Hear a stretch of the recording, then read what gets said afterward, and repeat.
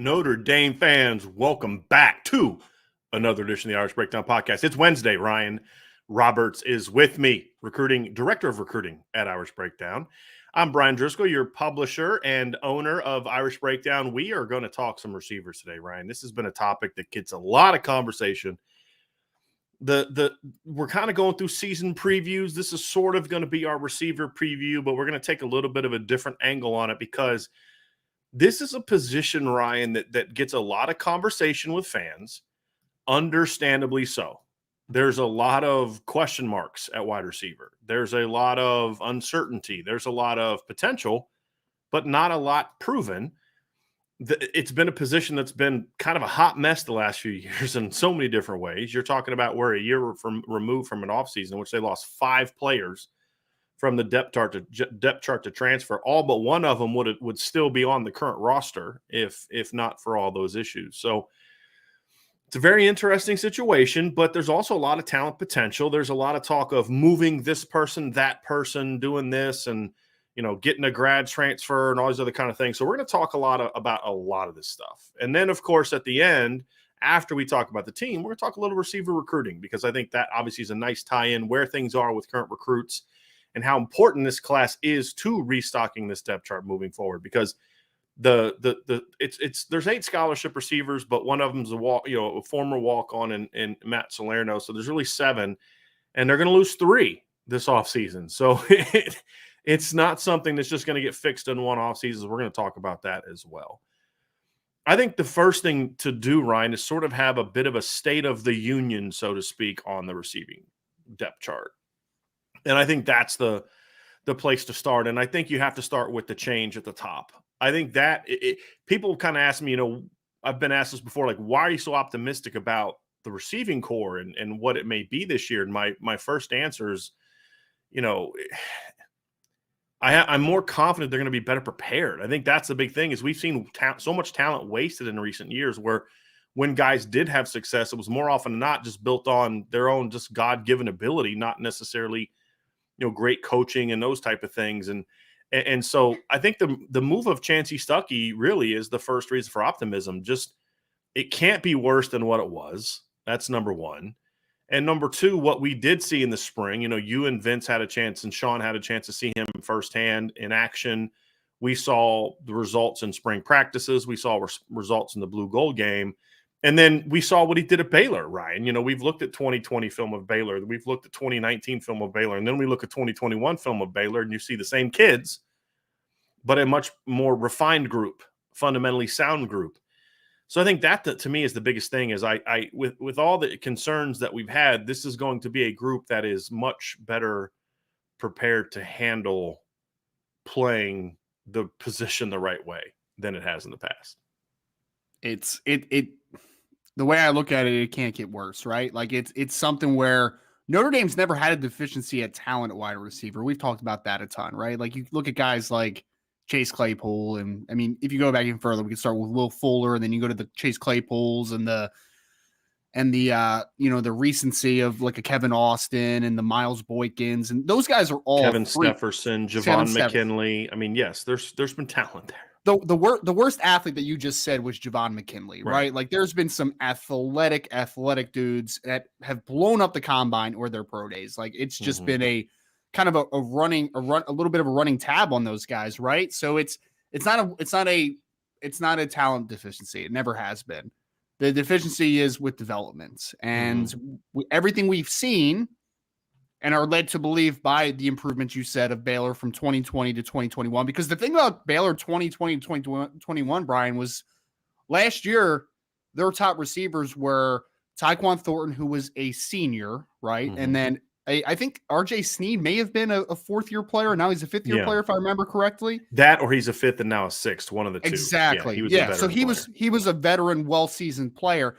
And usually those guys can take a jump, but not usually to that degree of a jump, right? Like Tyquan Thornton went from an afterthought as a junior to a 2nd-round draft pick as a senior. Like that jump is astronomical, right? So I think it's a short sample size, but you've seen Coach Stuckey has had impact in only 1 year with Baylor.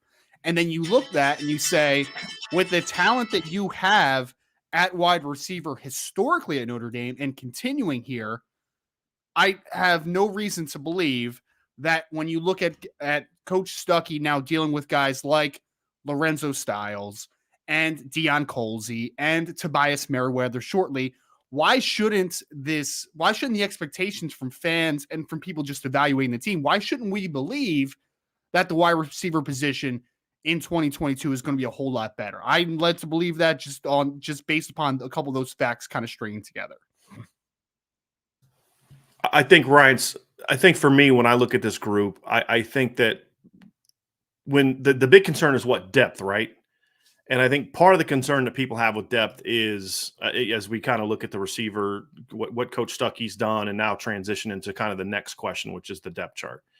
I think one of the things that makes me not as concerned with the depth chart is the fact that there's this look at, okay, well, they lost Kevin Austin but that's it, right? Like that's all they lost. They're adding Tobias Merriweather, so they got less experience, but the depth hasn't changed, right? The depth is still the number that it was last year. It's just now Lorenzo Styles is a year older. You have Deion Colsey's a year older. Jaden Thomas is a year older. And I know there's some injury concerns. Get that. But there was injury concerns coming into last season. It's just with different players now. We were concerned about where Braden Lindsay was, from an injury standpoint. We were concerned with where some other guys were coming back from injuries.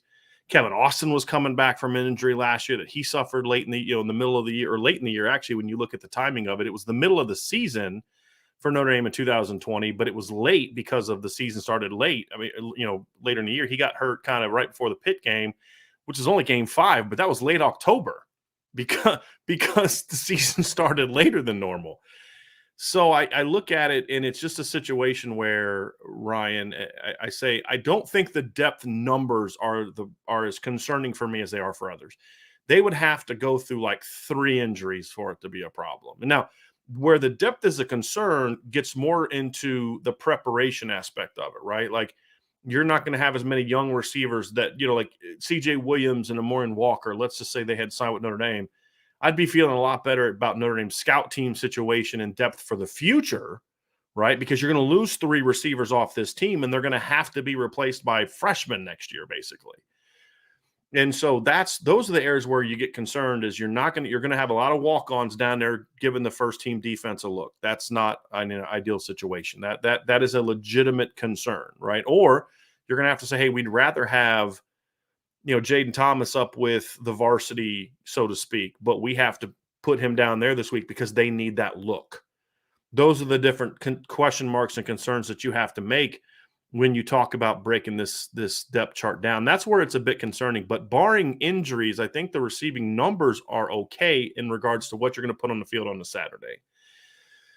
So I think that is the concern. I think that is where that is. And here's the thing. If there are injuries and the lack of depth, the one thing we need to kind of stop talking about is moving someone to receiver. And I talked about this in the special edition mailbag I did the other day. It would make 0 sense to move a kid from another position to come and be a depth piece at wide receiver. For example, Xavier Watts is a name that gets brought up a lot. Everybody knows I'd love to have him a receiver. But the reality is you're not going to move him to receiver now to be a depth guy because he missed the spring. If you're going to make that move, it had to be before the spring. It had to where he could then go through spring, get all those reps and all those type of things. Now you're not going to move him to receiver now when now you've got Avery Davis back and Joe Wilkins is back and Tobias Merriweather here. There's now 3 new bodies that are taking reps away that he could have gotten in the spring. You're just not going to do that. You're not going to take a guy that is in the rotation somewhere else and move him to receiver to be a depth piece. It doesn't make a lot of sense to me to bring in a grad transfer to just be a depth piece at this point because they're over 85 scholarships, which means to get that means somebody has to go. The reality is Notre Dame has 6 tight ends on scholarship. They have 5 running backs on scholarship, and they have 7 recruited receivers on scholarship. There's plenty of pass game weapons, especially for an offense that runs as much non-11 personnel as Notre Dame does. That's the other thing you have to consider. If Ohio State or USC or Clemson to a degree, if those teams were in a situation where they only had 5 to 6 healthy receivers, that would be a problem because they are much heavier 11, 10 personnel offenses. Notre Dame almost never runs 10 personnel. That's 1 back, 0 tight ends, 4 receivers. They run a lot of 11 personnel, no question, but Notre Dame has a 2 deep plus 1 in their 11 personnel. They're just young. And there's athletes at receiver, at tight end, in my opinion, and at running back. When you look at guys like Jabron Payne's the first guy that comes to mind, right? Is there are guys, Chris Tyree out of the backfield as a weapon. He could do some screen. He's not a slot receiver that a lot of people say. He's not a guy that's going to be running routes down the field, things like that, a bunch. But he can run crossing routes. He can run bubbles. He can do some things out of 21 personnel, or like you say, put Audric Estime in the backfield. And he can do that even if he is the number 1 back, which we think he will be coming into fall camp. So you look at Eli Raridan, you look at Kane Barong, you look at Michael Mayer. Those are 3 guys that can do a lot of things that a third receiver would do. Michael Mayer can line up in the boundary, right? Eli Raridan can line up in the boundary. Kane Barong can line up in the slot and create some really interesting matchups where you put the defense in a bind where you're going to do some of your 11 personnel type of route combinations, but now you're doing it with a bigger body that you can then get into and attach. So do you keep your base defense? Do you put an extra backer on the field to defend against the run? You now put the defense in a bit of a bind. So the way that Notre Dame runs their offense, it's much easier for them to adapt to if there is a numbers issue than it is maybe for other offenses. And that's something that has to be considered too. Like Bama's the same, similar to Notre Dame. Bama actually had some depth issues at receiver in 2020. Like late in the year, they had some young guy injuries. They were kind of getting low on numbers. And so they started running a mess of 12 personnel in the second half of the year. If you go look at the SEC title game, they started in 12 personnel and played a ton of 12 personnel in that game. They played a ton of 12 personnel in the championship game against Notre Dame at times. Like there were series where they just flat out go 12 personnel. So as we kind of look at the season, it's not ideal to be sitting here at 7 receivers. It's not. We're not saying they're totally fine. They have a very thin margin for error because you have 2 things. Number one is if there's injuries, you're in trouble. But here's the other thing: it's not just injuries. What if a couple guys don't pan out? What if a couple guys don't make the progress that you expect? Or there's all types of different things. A guy's not making plays. A guy's struggling. You don't have a lot of answers to turn to. That's where it can get concerning as well. My whole point is simply that at this point in time, based on where they are, there's not another move out there to be made to fix the problem now. As far as moving a player or bringing in a player, the move is to design your offense around being a lot more multiple than maybe what you otherwise would have been if you had a couple more receivers and had a little bit more depth. That would be my point to it. I think to your last point about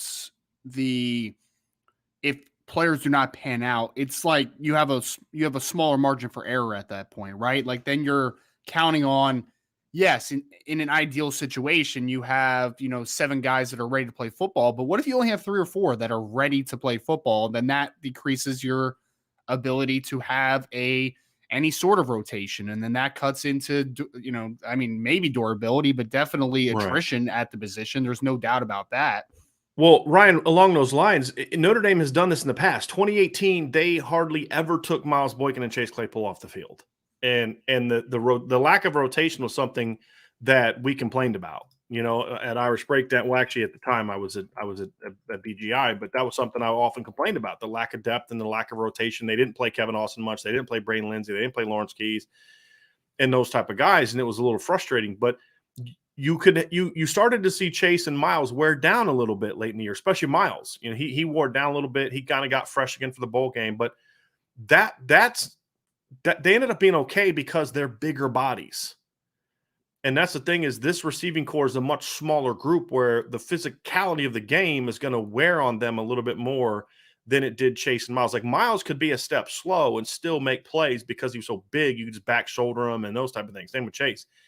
If Lorenzo's worn out because he's got to play 85, 90% of the snaps, same thing with Avery Davis coming off of a torn ACL, Joe Wilkins coming off of a foot injury. Like, those are not situations where you're going to be playing those guys 50, 60 snaps a game, because the smaller guys are going to wear down a little bit more, and then they lose their speed.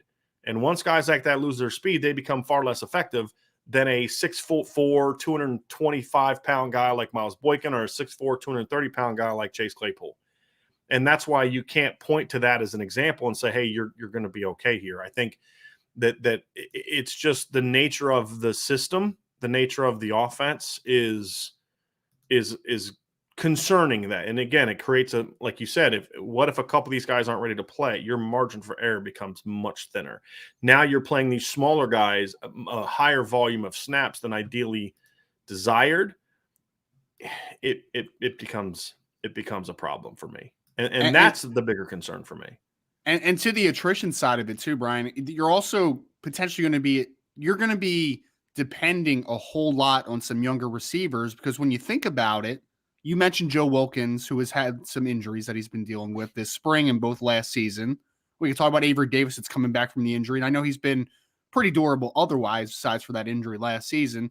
But then also Braden Lindsay has dealt with some nagging injuries in the past as well. So your top three veterans have all had spurts of injuries in the past. So then if something dwindles, like I think Lorenzo Styles is going to be a star. I mean, I've been very adamant about that, but he's still only a sophomore, right? Like he's a young guy. What's he, 19 years old? Maybe going to be 20 at some point during the season, potentially. You're talking about being hopeful for a guy like Deion Colsey, but we haven't really seen it yet, right? Like he's only a sophomore. Tobias Merriweather, everyone's excited about Tobias, and I am too, and I get it, but he's still only going to be a true freshman. Right. I mean, like, meaning there's uncertainty. That's exactly the question. Like if a freshman breaks out and has a great year, that wouldn't shock me. If Lorenzo becomes a dude, that wouldn't shock me. But to Ryan's point, Notre Dame is in a situation where they need that to happen. That's not where you want to be, where you need a guy to step up. And sometimes it works out, like when DeVaris Daniels got suspended in 2014, they needed somebody to step into that shadow, and it was going to be a sophomore most likely. It was going to be Will Fuller or Corey Robinson or, Torrey Hunter Jr., and it needed to happen. Well, fortunately, they had a Will Fuller breakout, and it kind of saved them a little bit. But that was like, okay, you don't want to have to be putting all your eggs in freshman and sophomore baskets, right? I mean, you if they break out, great. It's like with anything, right? You want young guys to play because they're ready and they've proven themselves, not because you have to play them. And that's a bit of the concern for me at the receiver position. So the margin for error and the margin for injury or guys not stepping up is really razor thin. And I think that's where the problem comes into. The second part of this conversation, Ryan, is look, there's always this conversation of who's the alpha, right? And the alpha's 87, right? The alpha's Michael Mayer. The pass game alpha's Michael Mayer. But as we talked about last year, we had the same conversation last year. Who was going to come up and complement him? And it ended up being Kevin Austin to a degree. If Notre Dame wants to compete for a title, however, the alpha, the step-up guy has to be better for Notre Dame this year than what Kevin Austin was for Notre Dame last year. Now, Kevin Austin made some big-time plays in the Wisconsin game. I give him that. I mean, big-time plays. 2 touchdowns. The wrestling the ball away from the Wisconsin guy for the touchdown early in the game was big. The problem is he played relatively poorly in all the other big games, and that's a problem. He started off well against Oklahoma State, then faded in the second half as Oklahoma State rallied from 21 back, and he made a play late when they backed off their coverage because they were going to let Notre Dame score, basically. He really didn't shine in some of the bigger games. I think of that third down drop that he had against USC early in the game, if you remember that, Ryan. If he catches that, it's first down. They go down and, potentially score a touchdown. So they need someone that can step up and be that number 2 guy in big games. So against Ohio State, against BYU, against Clemson, and against Boston College and against USC. They need someone to do that. And right now we don't know who that's going to be. We know who we think it could be, and we know who we hope it is, but we don't know who that is going to be. And I do think that there needs to be a second guy to step up. Now, here's the interesting thing. It doesn't always have to be the same guy in every game. And that's where I think Notre Dame lacked last year, is when Kevin Austin was off his game, you didn't see the other guy step up enough. Avery had the big play against Purdue, but outside of that, like when Kevin was off his game against Toledo, none of the other receivers really stepped up and said, hey, I got this. Mm-hmm. When Kevin was off his game against Cincinnati, none of the other receivers really stepped up and said, I got this. It wasn't until Braden Lindsay made that great catch for touchdown down 17-0, right? Or it was 17-7 at the time, that you really started to see receivers step up and make plays. It was all relying on Michael Mayer. And so that is the thing for me when Oklahoma State kind of took Kevin Austin out of the game and took the RPOs, Lorenzo Styles out of the game, nobody's able to step up and say, okay, I got this, right? And I think that's the concern for me. It doesn't have to be Lorenzo Styles every single game. It can be Lorenzo against Ohio State. It can be Braden Lindsay against Clemson. It can be Avery Davis against USC. It can be Tobias Merriweather against BYU. It can be Deion Colzie against Boston College. Don't care, but they need guys to be willing to step up and do those kind of things. And I think that to me is the biggest thing with all this is, look, the talent is there, right? There's plenty of talent. Notre Dame has several players on their roster receiver that were ranked as top 100 recruits by somebody. Lorenzo Styles was a top 100 recruit by at least one service. Deion Colzie was a top 100 recruit. Tobias Merriweather is a top 100 recruit. There's and we know what Avery Davis was not, but he was a top 250 guy by ESPN, and he's proven what he can be. There's guys there. I believe every single guy on the roster, a receiver, was a 4-star recruit. I believe every single one except Joe Wilkins. That's the exception. Jaden Thomas was a 4-star recruit.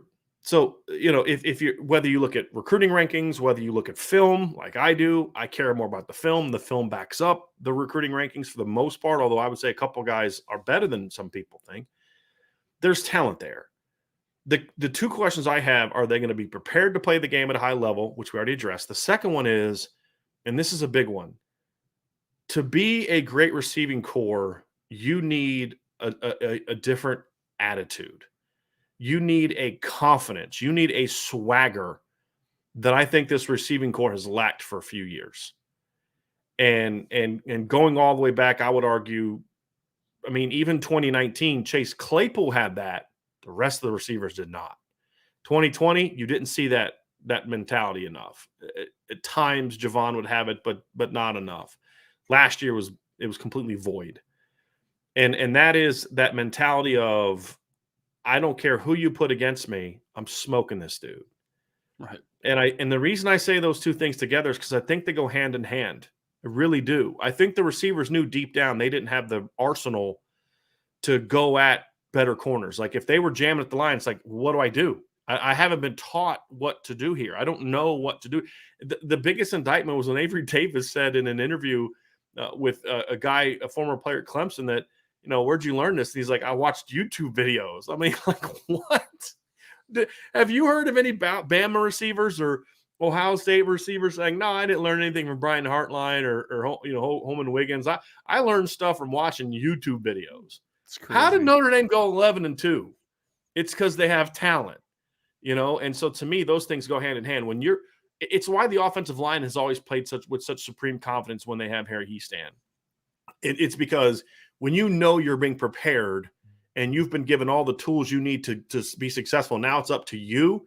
That's when great players with great attitudes shine. Hey, I know I've been given everything I need to go dominate.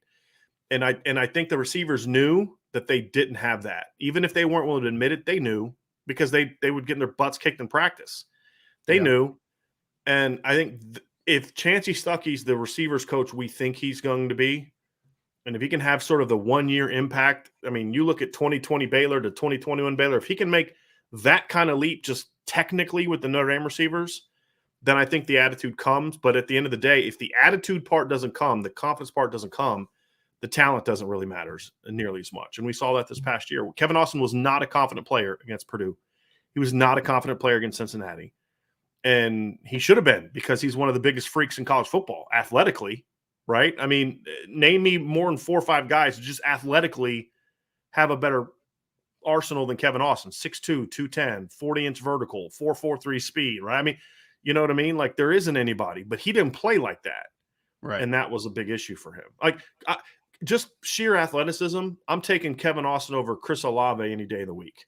Oh, yeah. And you've had some comments about Chris Olave and, is he really an elite but here's the thing. When you watch Chris Olave play, he knows how to play, and he plays with confidence. You do the same thing when you watch guys at Alabama, right?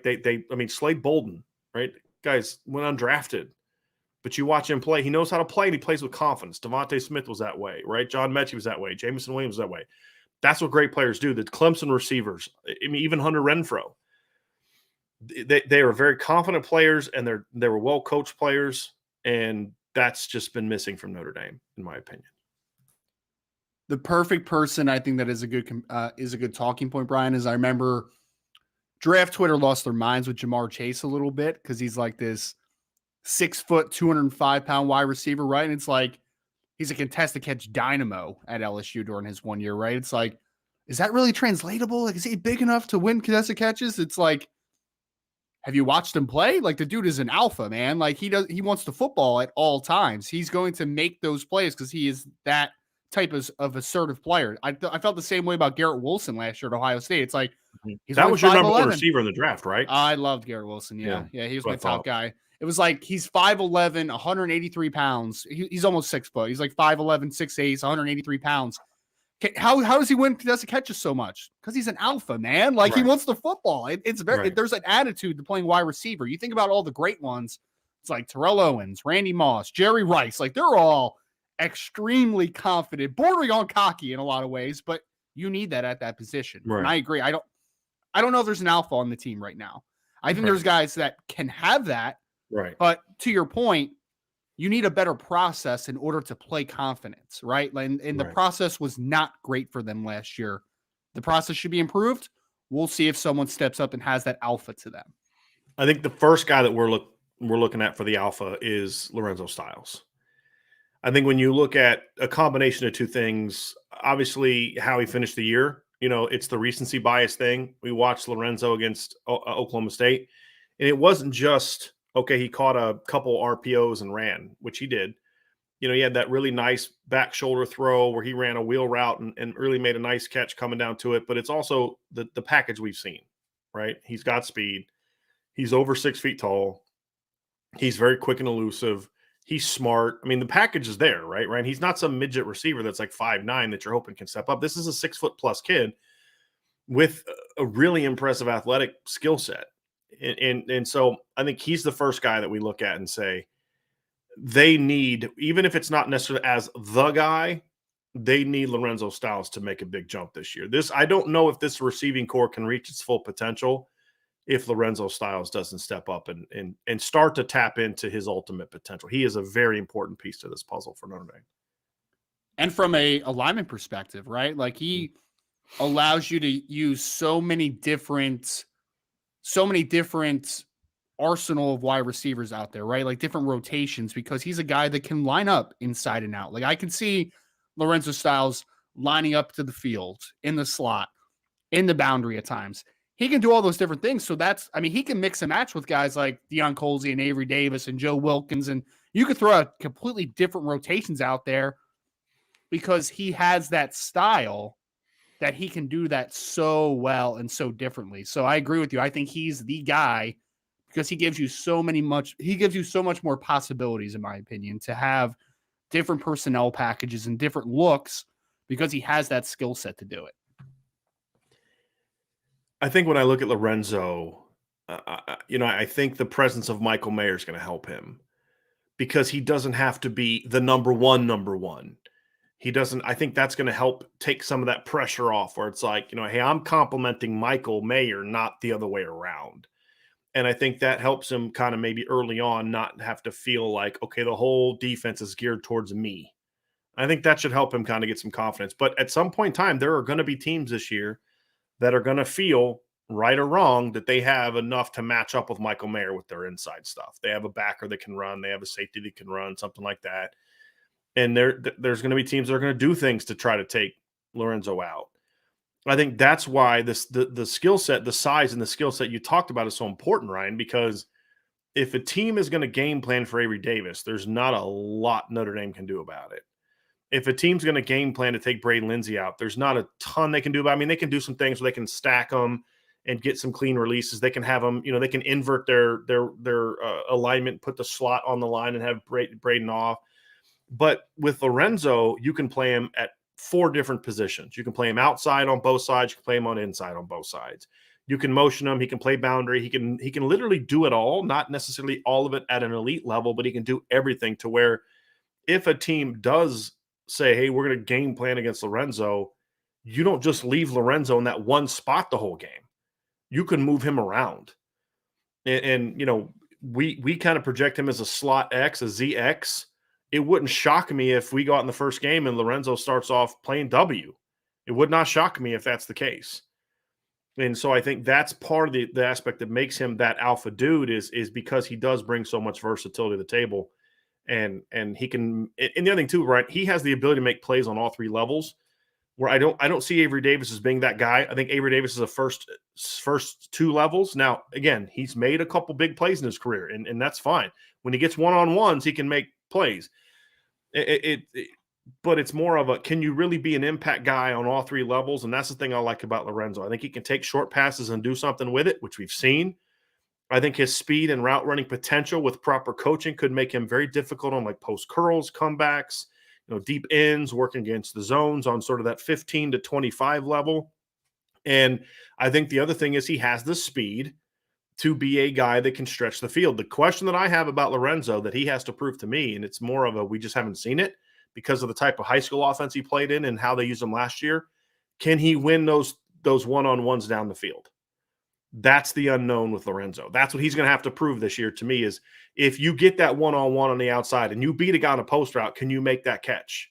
Can you dive and lay out for a ball like you should have in the bowl game? You know, can if the quarterback underthrows you, can you go up and outplay that corner who you had beat for the ball? Those are things Lorenzo has to prove. And it's not saying he doesn't have the skill set. We just haven't seen him do it. I mean, because the type of offense he came from in high school, as I said, and how they used him last year. So that's kind of that final missing piece for me that I just need to see if Lorenzo has that. And if he has that, boy, he's going to be a good one in my view.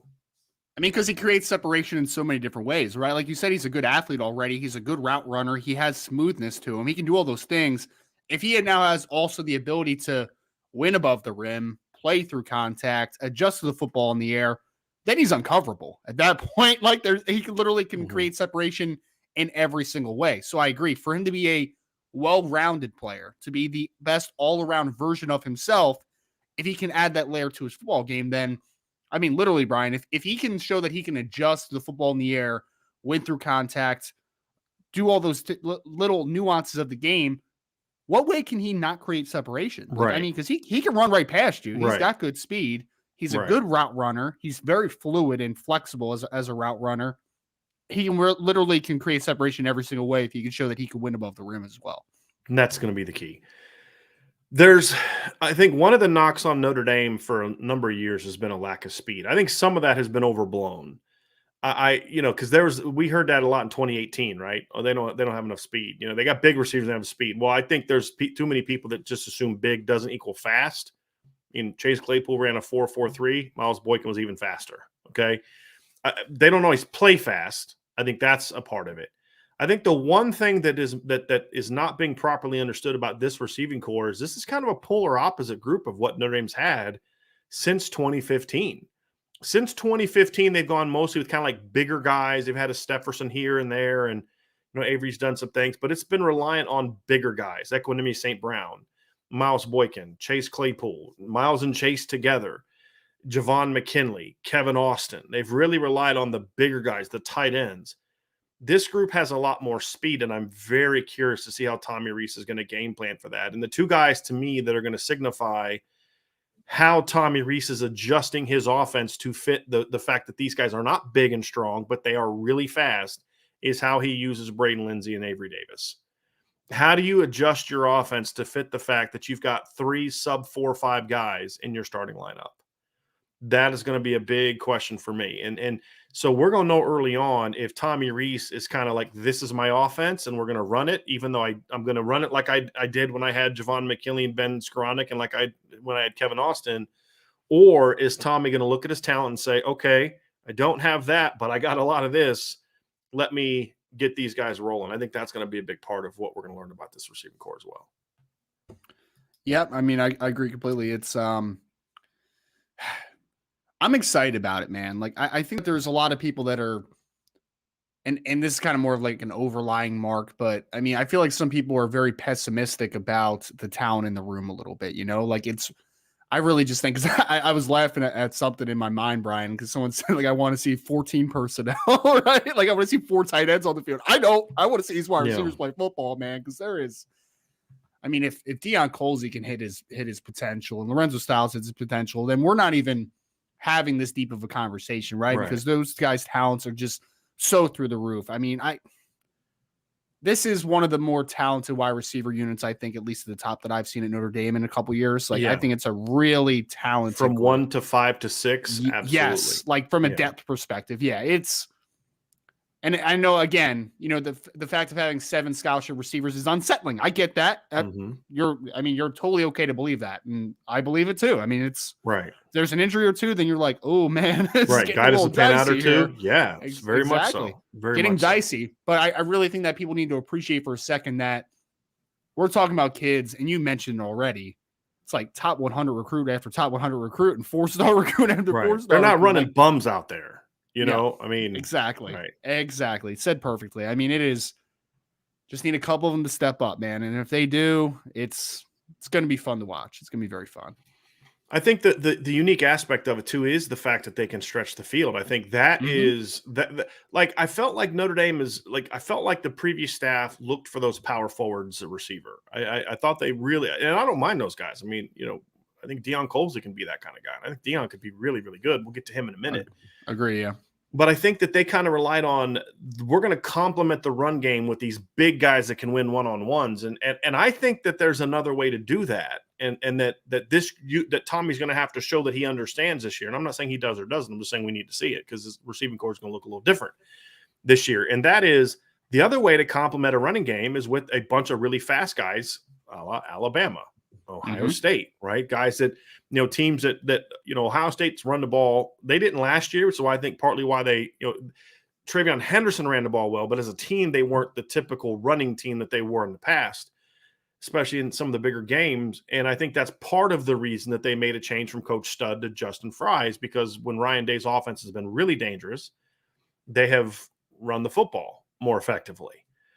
And that he wants to be more balanced they're a passing offense that desires a run game that really complements it effectively, and they can really hammer you in the run game.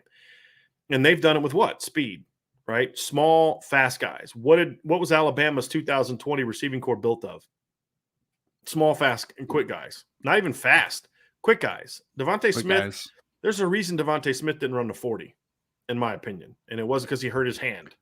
No, right? he was gonna run the mid 4.5s at 100. Same reason that Jeremiah Owusu-Koramoah didn't run a 40 at Notre Dame. Right. I was told this several months before. I was like, don't be shocked if Jeremiah runs a slow 40. I was like, get out of here with this. No, seriously, he consistently runs in the high 4.6s at Notre Dame.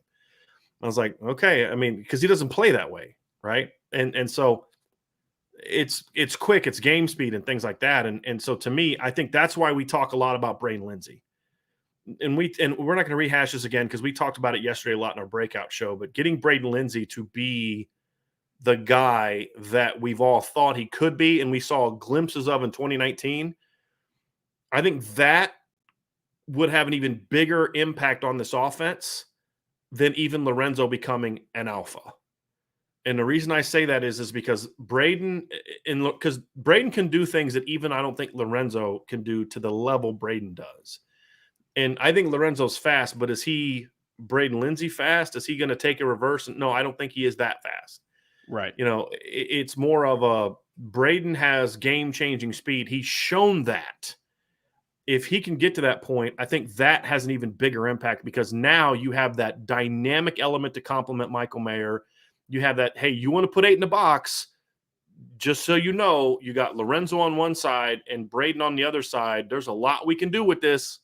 So if you want to put 8 in the box, just know you better hope your corner can really run, because we're going to take shots. And I think that is why I say no emergence this year could have a bigger impact on this offense, in my opinion.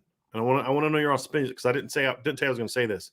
No receiver's emergence this year could have a greater overall impact on this offense than Braden Lindsay being healthy every game and being the big play, dynamic home run weapon that he was in 2019. What are your thoughts on that? I think it brings something completely different to the table that we've mentioned already, right? It's like Lorenzo Styles has good speed.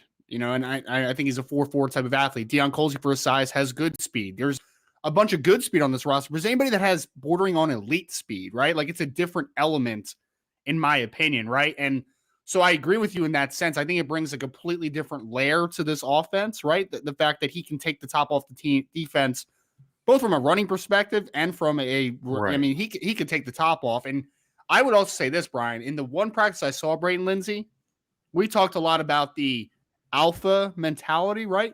He was playing with swagger, man. Yeah. Like, he was. I had never seen Braden Lindsay play like this in his Notre Dame career. He was playing like he knew he was going to win every rep. So I agree with you. If he's playing like that with the God-given gifts that he has, it completely changes the dynamic of your passing game. I think he also adds a personality that it needs too. Because I think, to your point, let me guess, Braden was talking. Oh, yeah. Right? He was demonstrative, not in a disrespectful way, but demonstrative. He has a very outward confidence.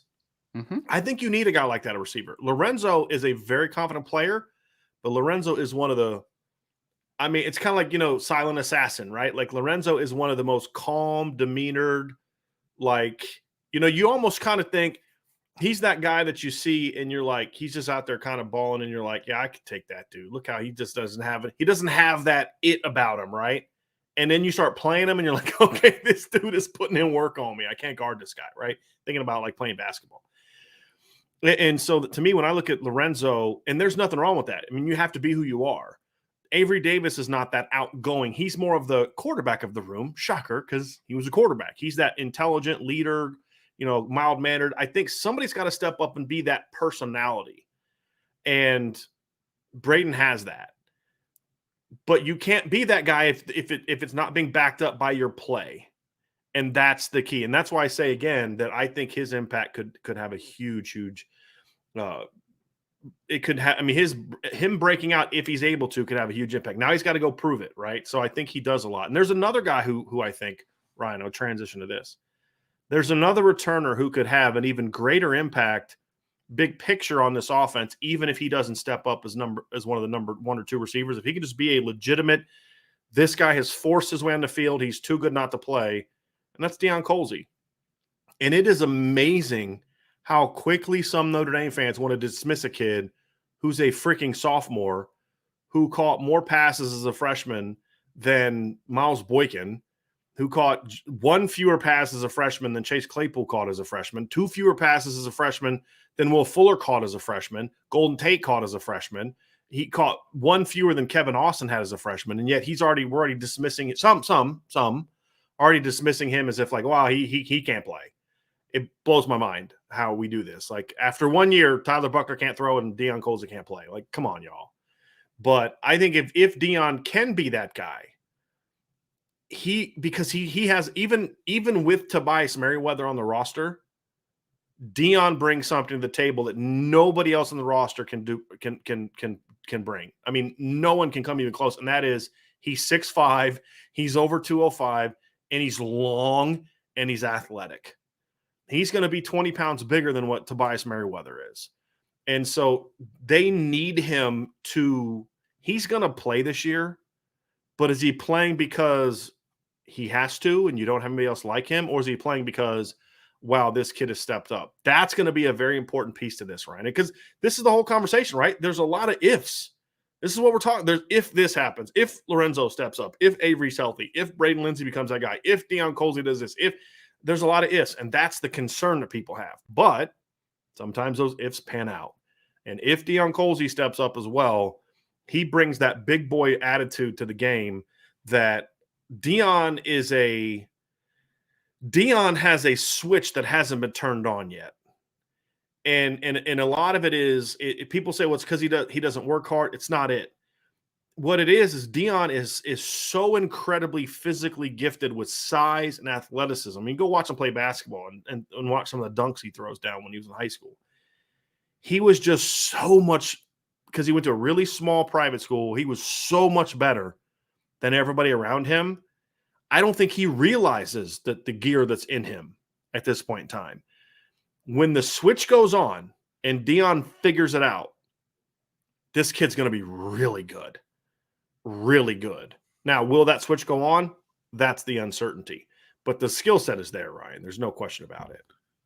I think I have a take. Do you want to hear a take, Brian? We're going to do a Love take it. here. All right. I believe that Deion Colzie has the most volatile projection for the year. You could sell me on him being, that's not the take yet, by the way. Mm-hmm. You could It's a good sell setup me on, then. yeah, you can tell me that he is going to be one of the top 2 or 3 contributors on the team at the receiver position. And I would say, cool, I get that, sure. Or you could tell me that he's the 4th or 5th guy and he's just kind of a middling producer, Just a depth guy for his role. Exactly. Yeah. Just taking snaps away from, If Deion Colzie makes an ascension to being the former in that conversation and he becomes the guy or close to the guy, that is the best case scenario for the Notre Dame wide receiver room, because he is the one that you have maybe the least expectation because there is a lower floor to him. Like, I feel like Lorenzo Styles, even if he doesn't become the dude, you expect him to still be a good player, right? Mm-hmm. Braden Lindsay has his role. Avery Davis, you know what you're expecting out of him. Joe Wilkins, you pretty much know what you're expecting out of him. Deion Colzie, you have no idea what he's going to be. He is an enigma of all enigmas. But if he hits, then, wow, you have 6'5", speed, athleticism, contested catchability, and also you have Lorenzo Styles, Avery Davis, and the more known commodities. And what you can do with them, Ryan, that's the thing, is you don't have to do Lorenzo there at the W spot. You don't have to put Michael Mayer there because of him. So it's not just him stepping up, Ryan. Him breaking out impacts the whole thing. Agree. So if I'm correct in reading you correctly, are you saying that you think, like, so I had my take that I think if Braden Lindsay breaks out, he has a bigger impact on this whole thing than anybody else. Are you arguing that it could end up being Deion that is that guy? Not that it's not right or wrong. It's just I think it's a view. Yeah. I think that Braden Lindsay unlocks the most possibilities from all areas of the field perspective. Okay.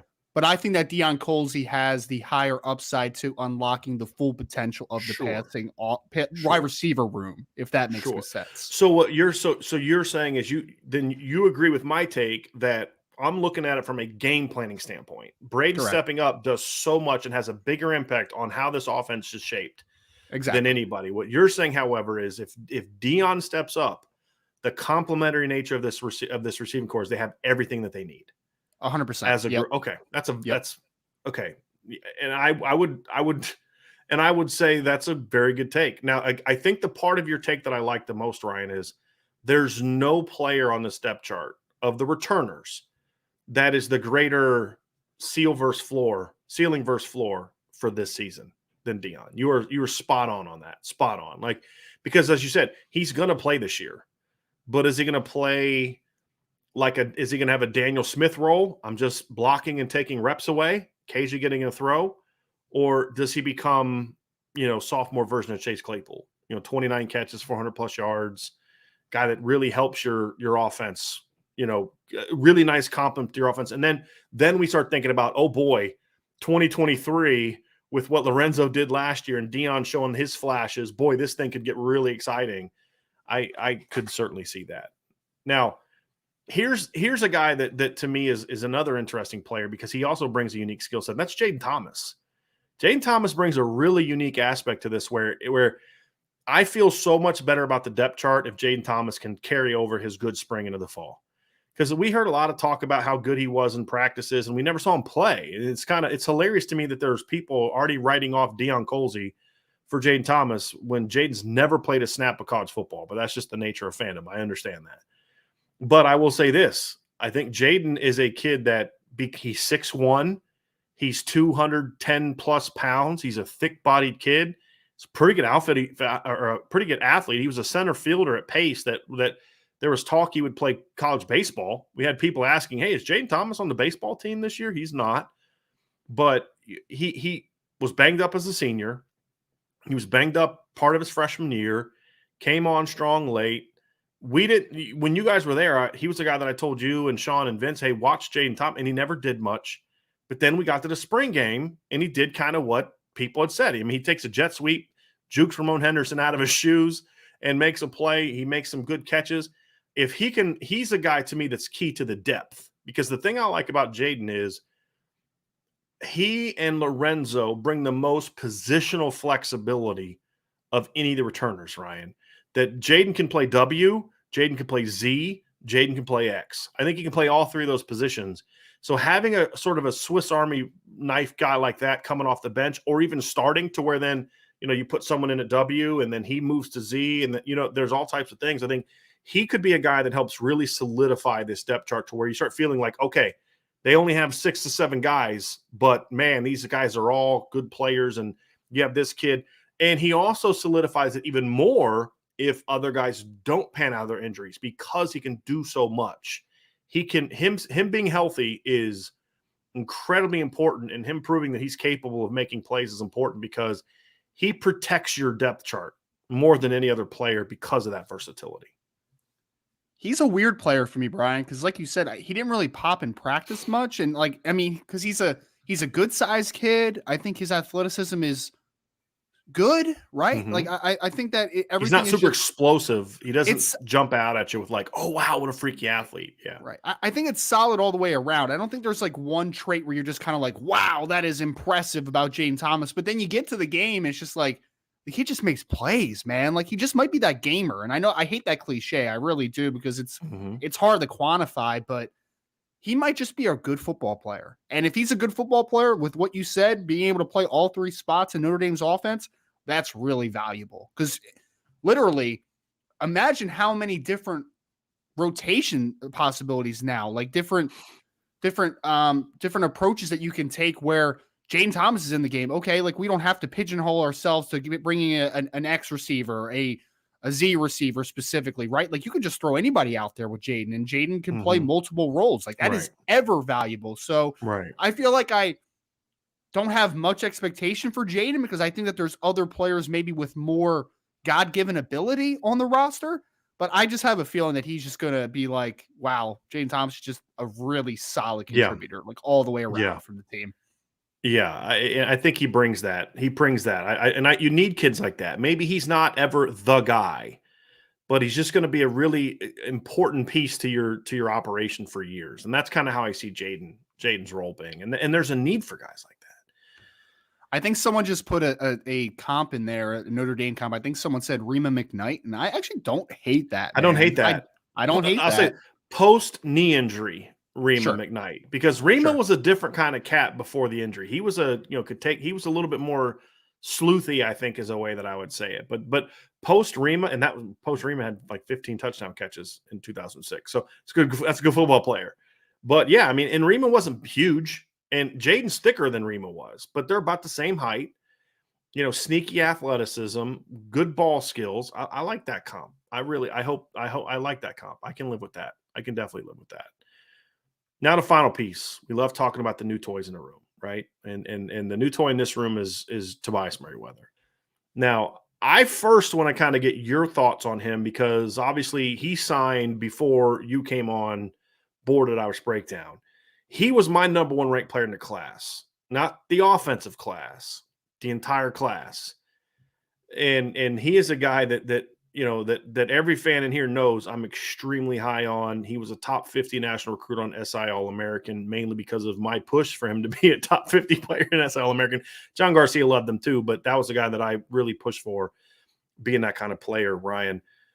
Before we talk about his impact on the 2022 team, I first want to get your thoughts on Tobias Merriweather as a prospect, because the interesting thing is my comp for him is for a player that you're not quite as high on as I was in college, I believe, or more. Maybe that was more an NFL draft thing. It was a draft thing. Okay. Yeah, I liked T. Higgins as a second round player. There were just a lot of people that were ranking him as like a first round lock type of guy, and he ends up going in the second. I'm like, okay, that's fine. Like because I didn't think of T as a number 1 wide receiver on the NFL level. Like that's all. I mean, so I liked him for what he was, but I do like the comp, because I think the biggest thing for me is that Tobias Merriweather is incredibly long, right? Like he's 6'4" and he's got vines, easy. He separates deep more than I think his time speed would be, even though I think his time speed's pretty good. But like, I think that length really separates down the field because he's got just crazy stride length. Like it's pretty silly. There's a lot of natural to him as a player. I would call him incredibly smooth, some craftiness to him too. But like for a guy that's 6'4", I wouldn't expect quite as good a route runner as he is, but he is for his age, I think a really advanced route runner. Yes. For being a 6'4" kid. Because sometimes 6'4" kids, especially high school kids, like they don't have great sync in their hips and they kind of telegraph things and do all type of stuff. He's really smooth, man. He understands how to hit blind spots and take advantage of angles and set guys up. There's kind of a craftiness to a Tobias Merriweather. And then you add in that he's 6'4" with good speed and you kind of have every angle covered there. I also like the fact that he's checked in at 188. That was a question because he's going to add 5 pounds this summer. I mean, he's going to be in the 190s when the season starts. And I thought that was important for me. I wanted to see what his actual weight would be, and he put in a lot of work. He battled a hamstring during track. This is the amazing thing. He battled a hamstring during track, but still went out and won a state championship. And I believe he won a state championship in the 200. I'm pretty sure. Last year as a junior, he won the 100, 200, and 400 on the same day. Which, again, and if you look at his track times, his 100 times are not phenomenal, but his 200-meter times are much. He ran a sub-22 this year in the 200-meter, and I believe that won a state championship. I believe. But, this is a kid that, to me, like you said, he doesn't have that blow away, oh, wow, this kid's unbelievable type of speed, but he just, next thing you know, he just gets by you. And that's how I always felt about T. Higgins. When T. Higgins ran a 4.57 at the combine or at his pro day, I was like, yeah, that's about right. But T. Higgins averaged like 19 yards a catch during his career at Clemson, because again, there's more ways to be a vertical weapon than just to, be a burner, and that's kind of when you look at it. He did win the state championship in the 200. He ran a 21.8. The next closest guy was 22.06. And then the next guy was 22.18. So, I mean, that's a you're winning by a bit at that point in time. And that's what he kind of brings to the table, right? I love the fact that you pointed to this is one of the savviest high school kids that Notre Dame has signed in a while. In regards, he knows how to play the game. He knows how to run routes. He knows.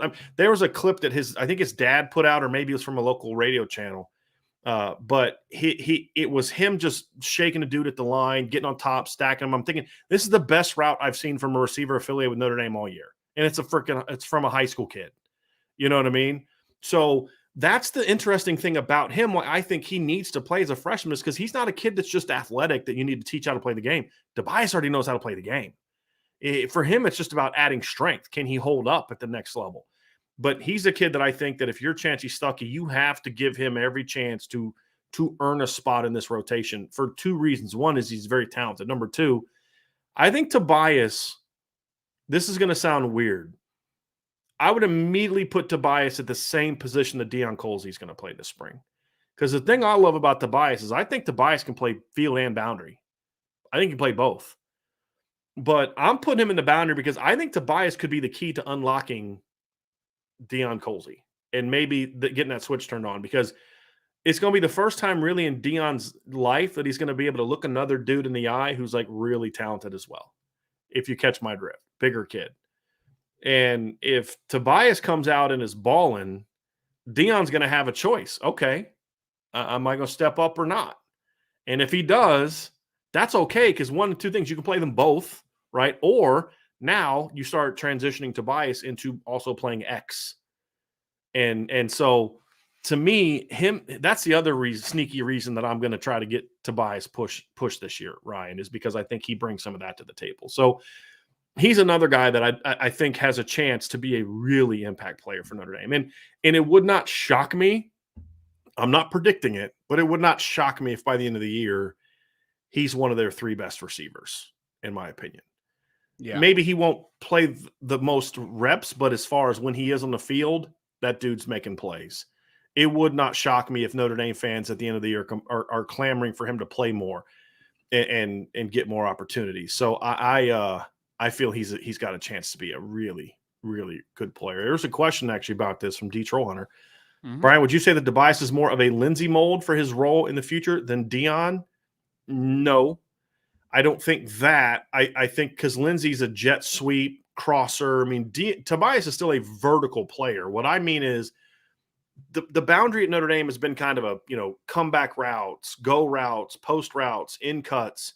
It's designed kind of for a bigger player traditionally, Ryan, whereas Tobias can do those things, but that's not necessarily where I would have him. It's kind of like, I like him as like more of a field player. We can work in space, and his route running is even more important. I think he can play the boundary, no question. And if he's their starting boundary receiver at some point, I won't be shocked. But my whole thing about Tobias and Dion is they complement each other as well. They don't have to just be the same position.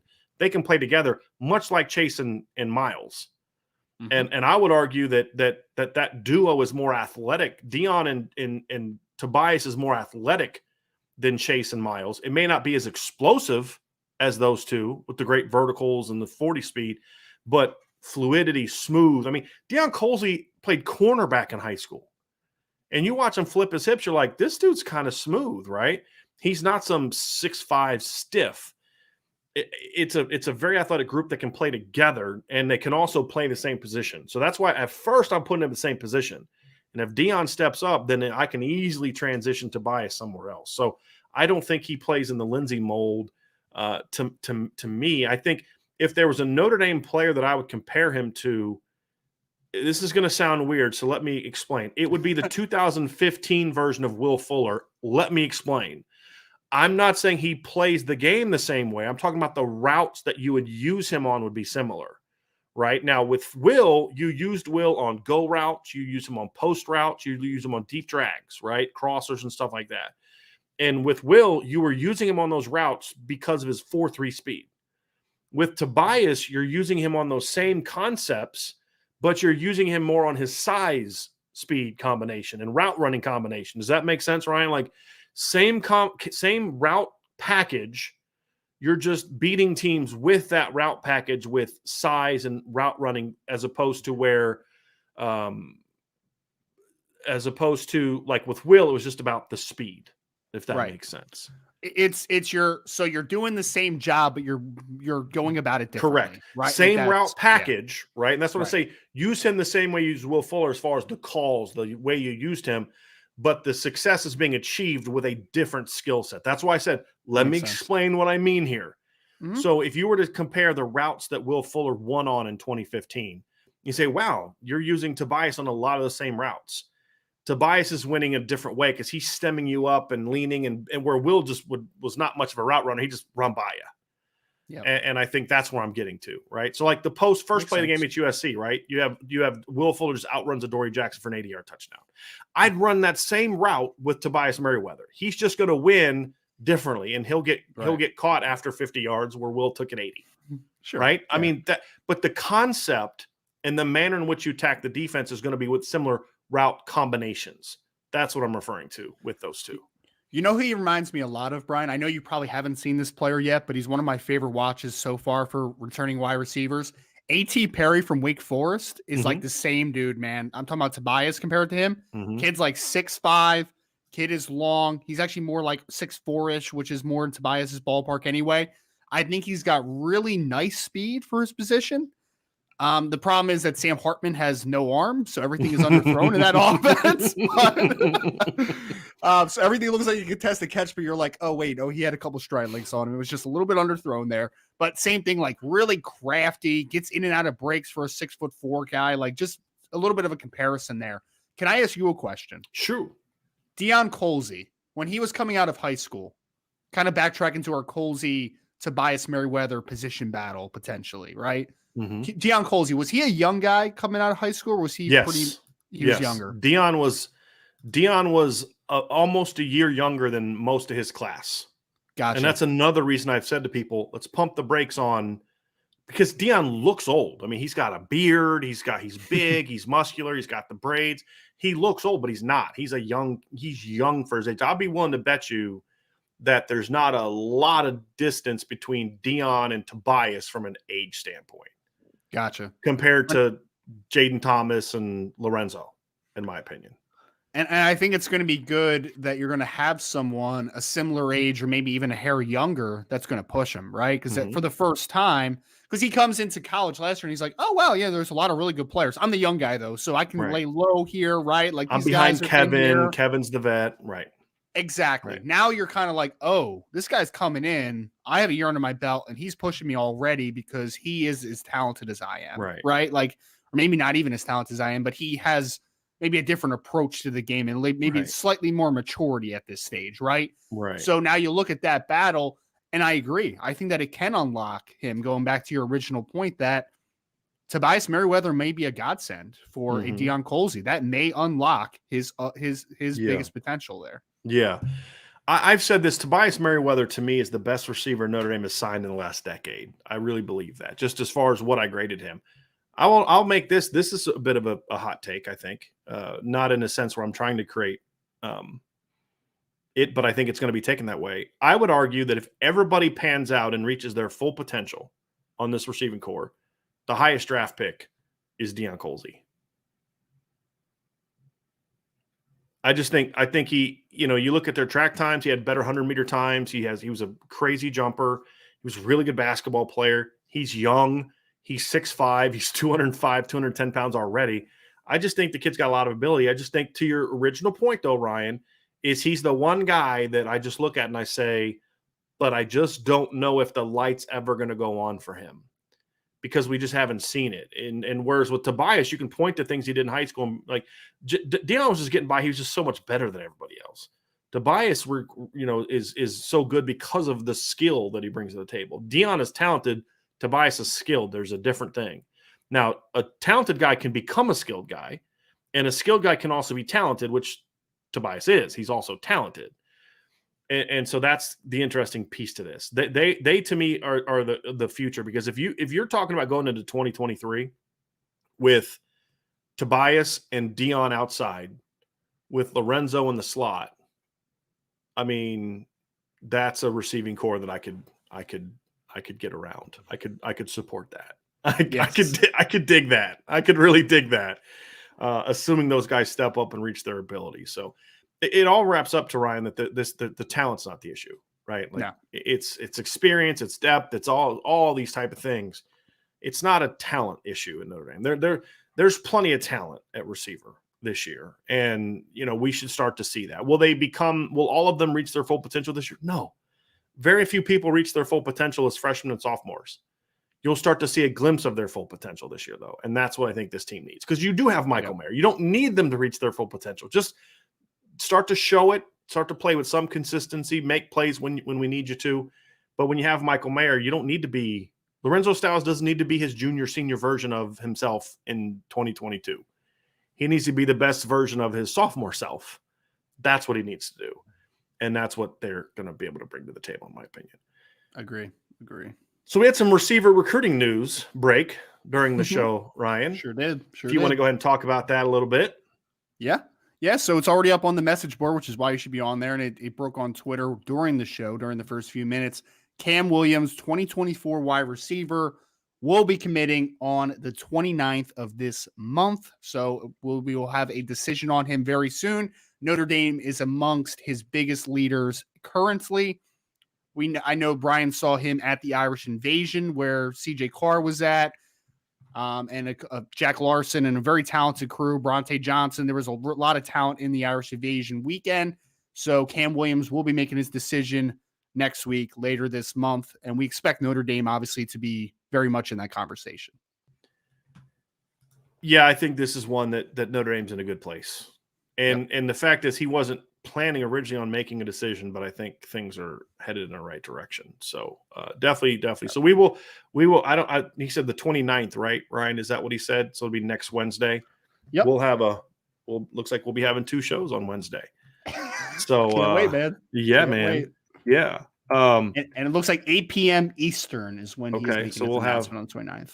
Finalists include Iowa, Notre Dame, Michigan, Wisconsin, and Cincinnati. Michigan would be the only real player there, potential player there. Agree. But I think Notre Dame's done a really nice job here. And there was a comment during the show, Ryan, from SB Flood. He said, Talking about Jaden Thomas, he said Jaden Thomas, number 83, is by far the best prospect on Notre Dame's receiver group, no doubt. All it takes is to watch practice. Highlights, he has it. He is far ahead of Colsey, not even close. Thomas gets no love. Thomas gets a lot of love, first of all. But I think the point that I wanted to bring this up is the fact that we see so much debate about who actually is the better of the receivers or is kind of part of where my optimism comes from. Because it's not, I mean, it's partly the concern because, well, who is the guy? I mean, if everybody was proven, you'd know who it is. But I think the fact that someone can jump in and say Jaden Thomas, where someone else could jump in and be like, Jaden Thomas, he's like your sixth best receiver. The fact that we're having this conversation is, to me, part of where I'm just not as worried about receivers, maybe some other people, because we can have a conversation where somebody could argue for Braden, somebody could argue for Lorenzo, somebody could argue for Dion, somebody could argue for Tobias, somebody could argue for Avery Davis, somebody could argue for Jaden Thomas. And your argument wouldn't be stupid. Like, that's the whole point, right? Like, sometimes, like, dude, come on, seriously? Like, that's a dumb argument. I'm not going to sit there and say that SB Flood is, oh, you're going to be wrong. Maybe he could be. I mean, we just talked about he's one of the few guys at 6'1", 210, they can play all three positions. You know, Braden Lindsay brings this to the table. Tobias does this. Dion does this. It's partly why I am optimistic, Ryan. And I think the fact, too, is that I do think the running game is going to be much better, which also is going to take some of the pressure. Where last year, if the receiving core didn't step up and make plays, they had no chance to be effective offensively. I think you're going to see the pressure be taken off that group a little bit even more because of the run game. I do think that's going to be a part of this as well. So, Ryan, that's going to do it for that podcast version of our show, right? We're now going to transition into a Q&A here in a minute. But before we do that, I just want to ask people to hit that like button, hit that subscribe button, hit the notification bell, share the podcast. If you're listening via podcast, please give us a 5-star review. If you're listening via podcast as well, the Q&A will come later, but we will publish that as well. So, Ryan, let's dive into some questions. And obviously there's some questions about the receiving core, and there's some other questions that we'll get into as well. So let's just kind of take it from the top. Start off with USMA 87. Said, nope, the lack of bodies for a variety of reasons. Development is one. They had a number drop for either academics or perceived lack of opportunity.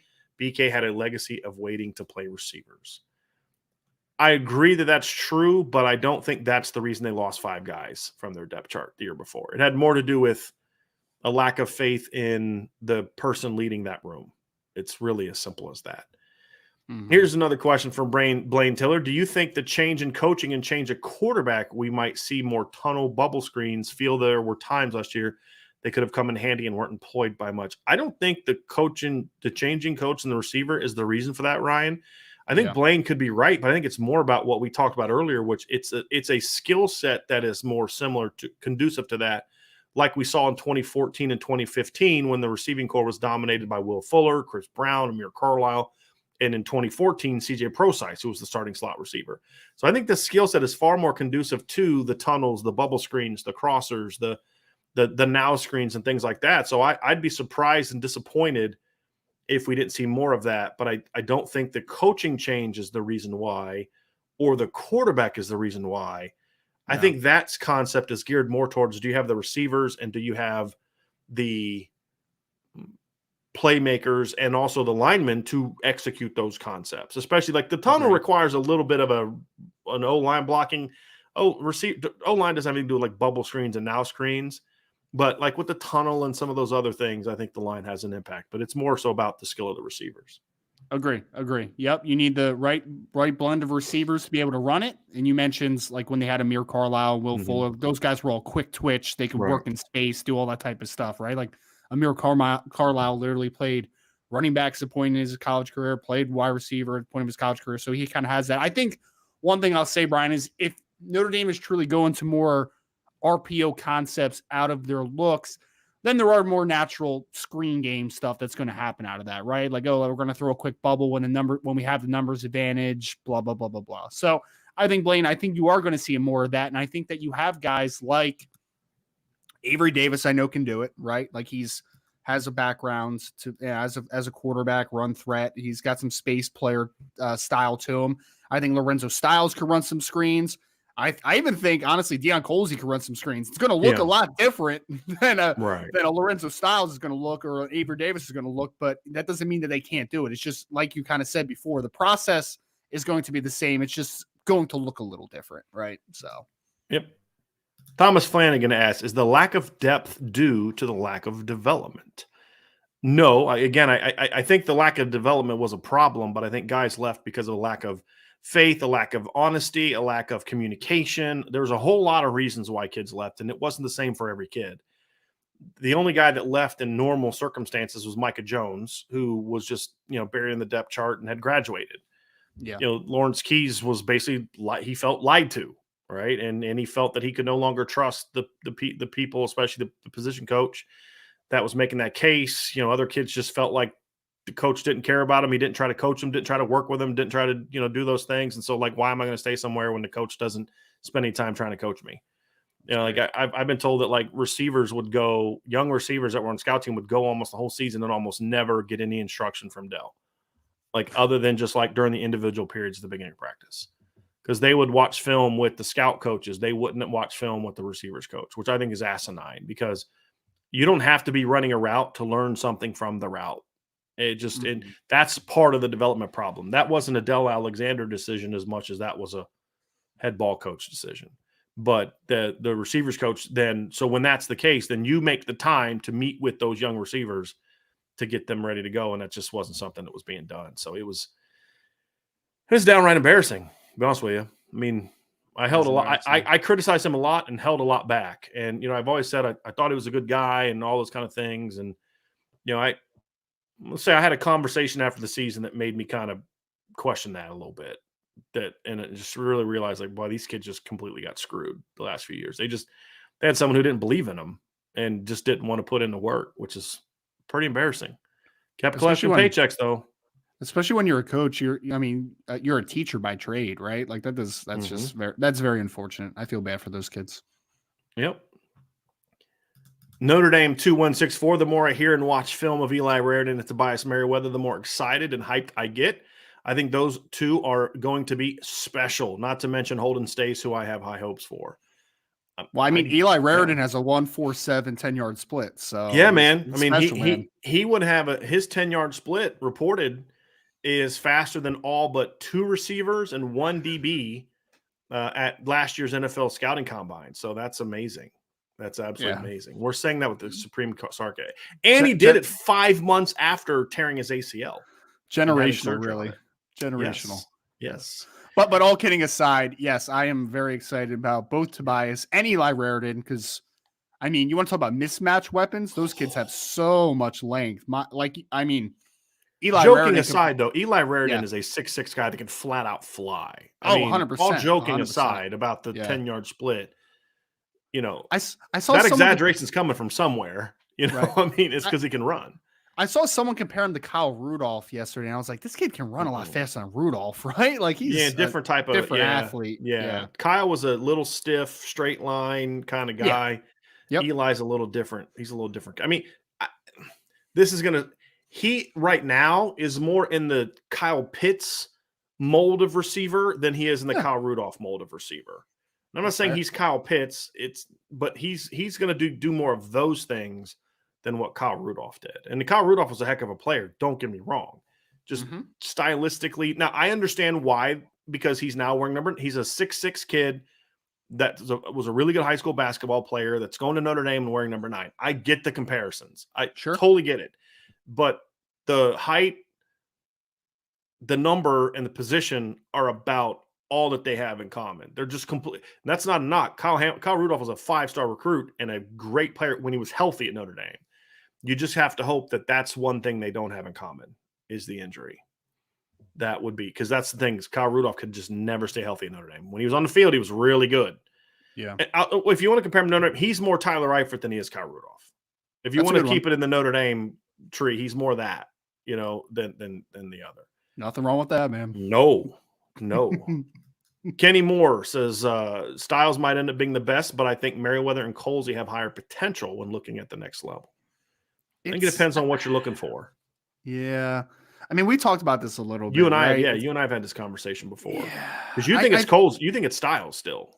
I still think it is Styles because I think he can do more from an alignment perspective. And I just think there's I don't know. Like, I think that he's a player that the NFL is going to value very highly if he hits his ceiling. Mm-hmm. I'm not saying that they won't for Merriweather or Colsey. I think they will as well. I'm just saying if Colsey hits his ceiling, I think Colsey's more of a traditional X that's going to go into the boundary and, going to win some vertically and snap off routes and do all that type of stuff, which is fine. But it's just I typically tend to value guys that I can move around a little bit more. And for those three, I think I can move Styles around a little more than Merriweather and Colsey, even though Merriweather can move around a little bit too. I think that for me, I agree with Kenny from a impact in college standpoint if they all reach their ceilings. I could see Deion being the highest drafted because he's such a freak size-wise if he goes out and runs certain things. However, I'm not going to push back on what you said because I'm just looking at the draft. I mean, how else do you justify Henry Ruggs and Jalen Reagor being taken ahead of Justin Jefferson? It wasn't off of their college production. It sure as heck wasn't off their college production. It was based off the speed. The NFL covets the speed. Now, Justin Jefferson ran a really fast time for a 6'4" guy. He ran a 4.43. That's moving for a 6'4" guy. But as you see, teams tend to take more of the smaller guys. And Drake London was a bit of an anomaly this year, and I still don't think he should have been the number one receiver. You and I have talked about that. You're much higher on him.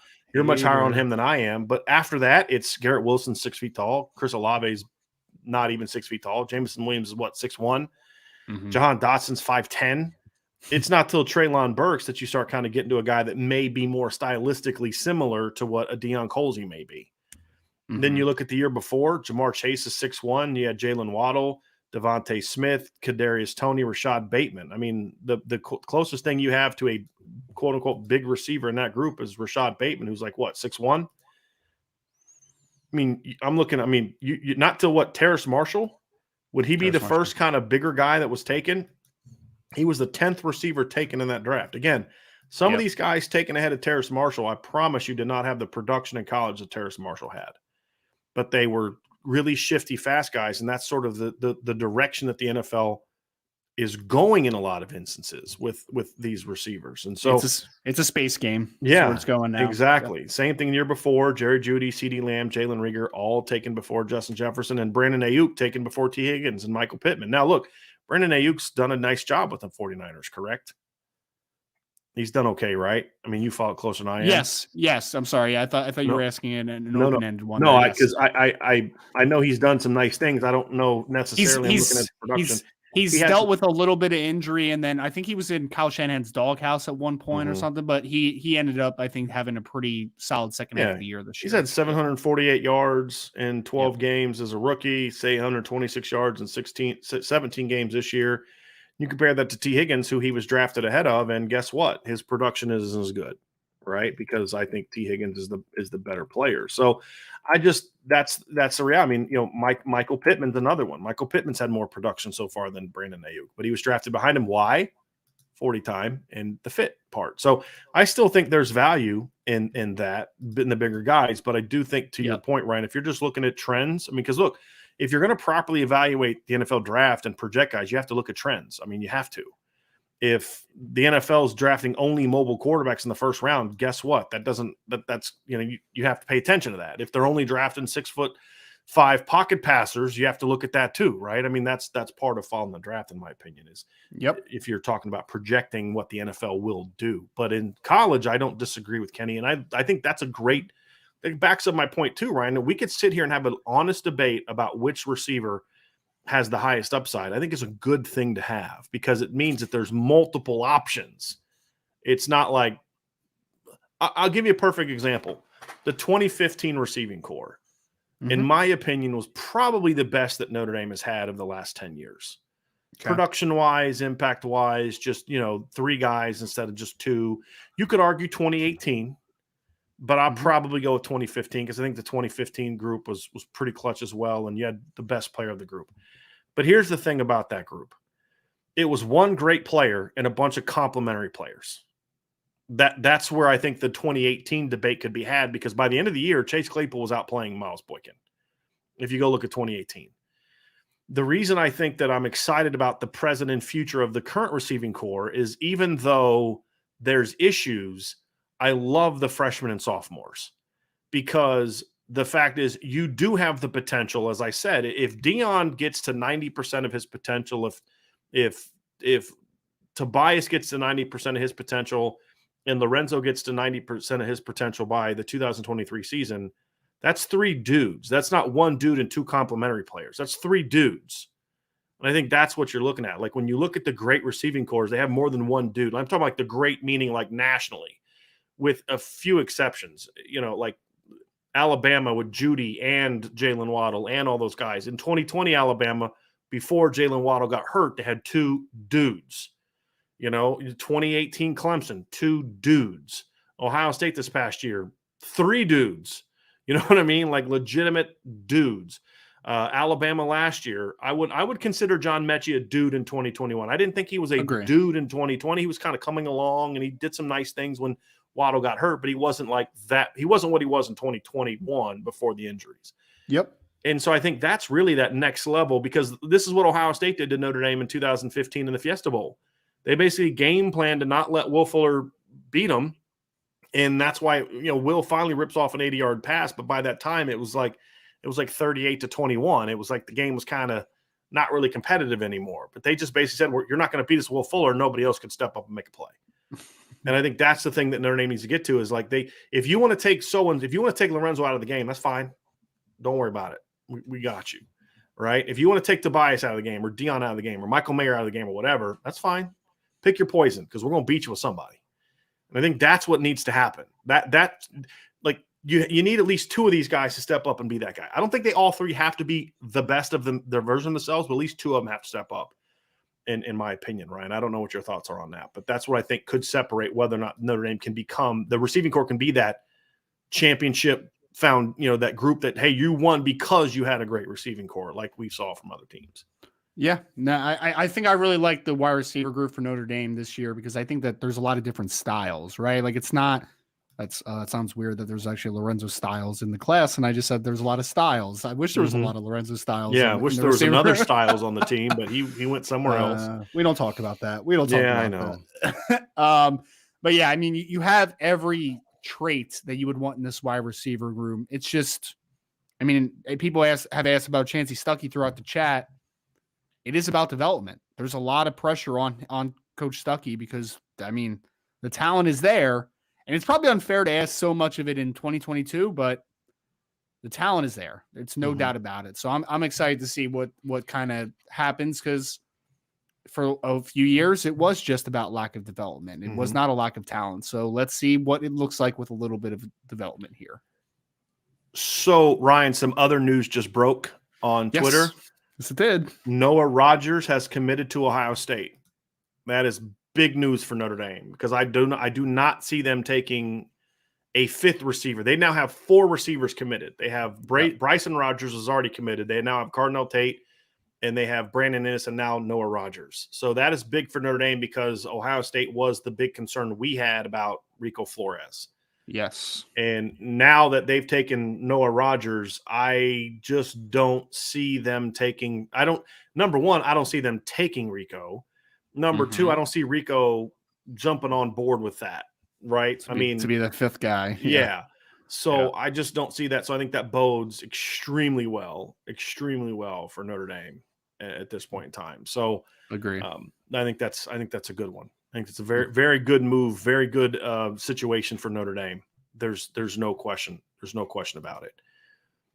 Timeout Tom asks, in rewatching the spring game, I was impressed with Tosh Baker's improvement. His feet, which were once his weakness, are now a positive. Do you see the same type of progress? Did you have a chance to watch him in the spring game, Ryan? Yeah, I thought he looked better. The tough part about being 6'8" sometimes you're a little long-legged, so coordination sometimes is going to be a little tough, and balance kind of comes from that, right? And Tosh was always a guy that, you need to continue to develop the core strength, and he needs to play with more confidence and doing all that type of stuff. And development was not great for his first couple years on campus. But I think he looked better, Brian. Yeah, I wouldn't say it was great, but I thought progress for sure. Absolutely. And I did hear that he improved a lot down the stretch in practice. And obviously he had great things to say about working for Harry Easton. And that was something interesting we talked about yesterday that I didn't think about. We were talking about who replaces the starting offensive tackles if Joe Alt and Blake Fisher leave after 2023. And because of the COVID year, I didn't realize this. Tosh Baker would actually still have 2 years of eligibility after that. So basically, he didn't play in 2020. And in 2021, he played. He was basically a freshman this past year. And so he could still have, that option of potentially being at least a 1-year starter, but potentially a 2-year starter for Notre Dame. So it's quite interesting to see how that could all play out. Very, very interesting. And if I'm Notre Dame, I think they may think about that and maybe only play him 4 games this year if he's not thrust into the starting lineup, if there's not an injury, which is kind of what they did. I'm trying to think who they did that for last year. Drew Pine. I think part of the reason they didn't play Drew Pine beyond 4 games this year is because they wanted to preserve that year of eligibility because 2020 didn't count. I mean, 2020, it's like it didn't exist for players eligibility-wise. I think people didn't understand. It didn't exist. It's not a real thing. So Drew Pine basically was a freshman this year. Because he only played in 4 games, he's going into his junior year of college as a redshirt freshman. So, which is just nuts. But, and they didn't expand the rosters beyond 1 year. That's the other stupid thing about it, right? So whatever. It's NCAA, they're idiots. Let's get to some more questions. Timeout Tom also asks, Dell Alexander had a good resume and was rehired fairly quickly. No, he wasn't. What went wrong at Notre Dame? Was it purely being overly intimidated by Brian Kelly, causing him to be indecisive and the inability to function? First of all, Dell was not hired quickly. It took a while before Georgia Tech hired him. Georgia Tech hired him at the end of their spring practice. He was unemployed for 2 months, over 2 months, to be honest with you. Almost. Let me see here. I think he was hired. Let me find. It might have been April when he was hired. Just give me a second. I want to find this here real quick. Okay, he was hired on March 31st. He was basically fired on January 1st. So that's almost 4 full months of him being unemployed. And he was hired by Chip Long, the guy who brought him to Notre Dame. So if Chip and he was only hired there because their receivers coach left for the NFL. If that doesn't happen, he may still be unemployed.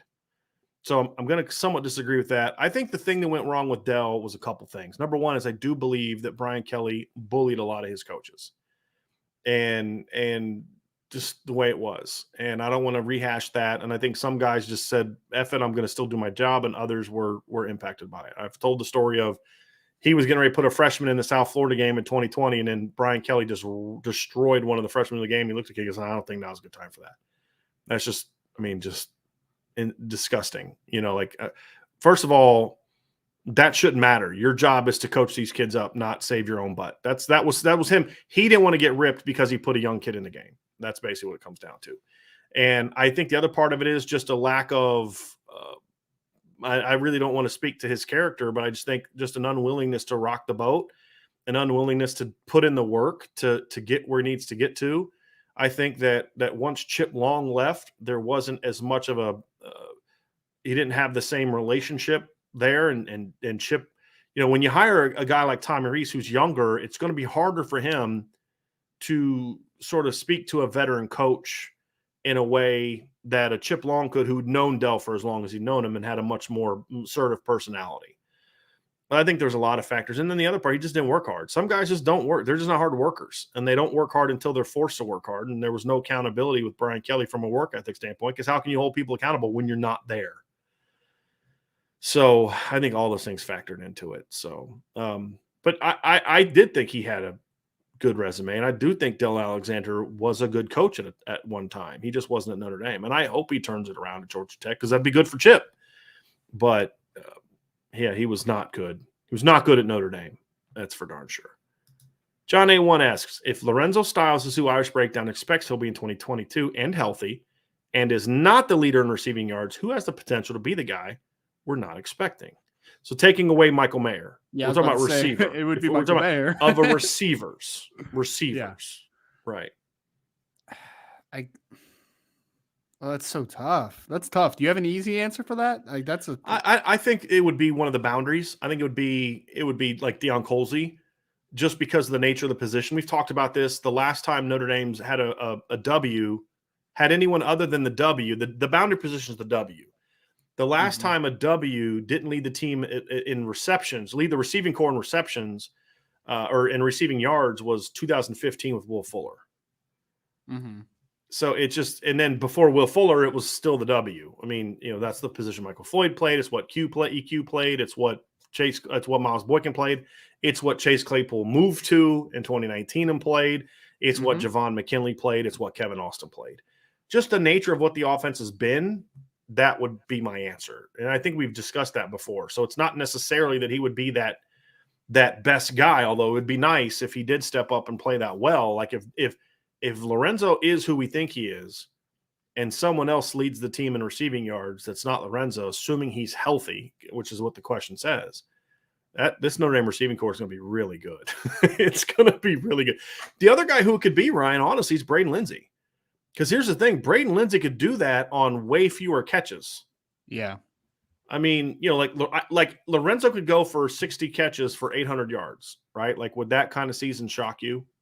No. Would that level of production shock you? Because you got to think there's going to be RPOs. That's 13.3 yards per catch, right? I mean, a lot of RPO, stuff like that. I'd probably think he'd be closer to 14. So, like, let's just say he averages 14 yards a catch. That gets him to 840 yards on 60 catches. I mean, would it shock you if Braden Lindsay had like 850 yards on 40 catches, or 45 catches? Not really. Not really. I wouldn't predict it, but it wouldn't shock me. Right. Just because, and a lot of it would be because of Lorenzo and Michael Mayer, so he's getting all these one-on-ones and he's hitting these bombs. Because that's the thing is, if Lorenzo gets to 100 yards, it's on 6 or 7 catches more often than not, right? For Braden Lindsay to get to 100 yards, he only needs 3. I mean, just the way he plays, he only needs 3. So it could be something like that. That would be the other possibility. And fair. The W argument also goes to Tobias Merriweather. It could be Tobias or Dion, just because of the position group. Those would be my potential guesses for that. Yeah, I guess I would also defer to the boundary, whoever is the main volume getter there, because it just makes most sense. Yeah.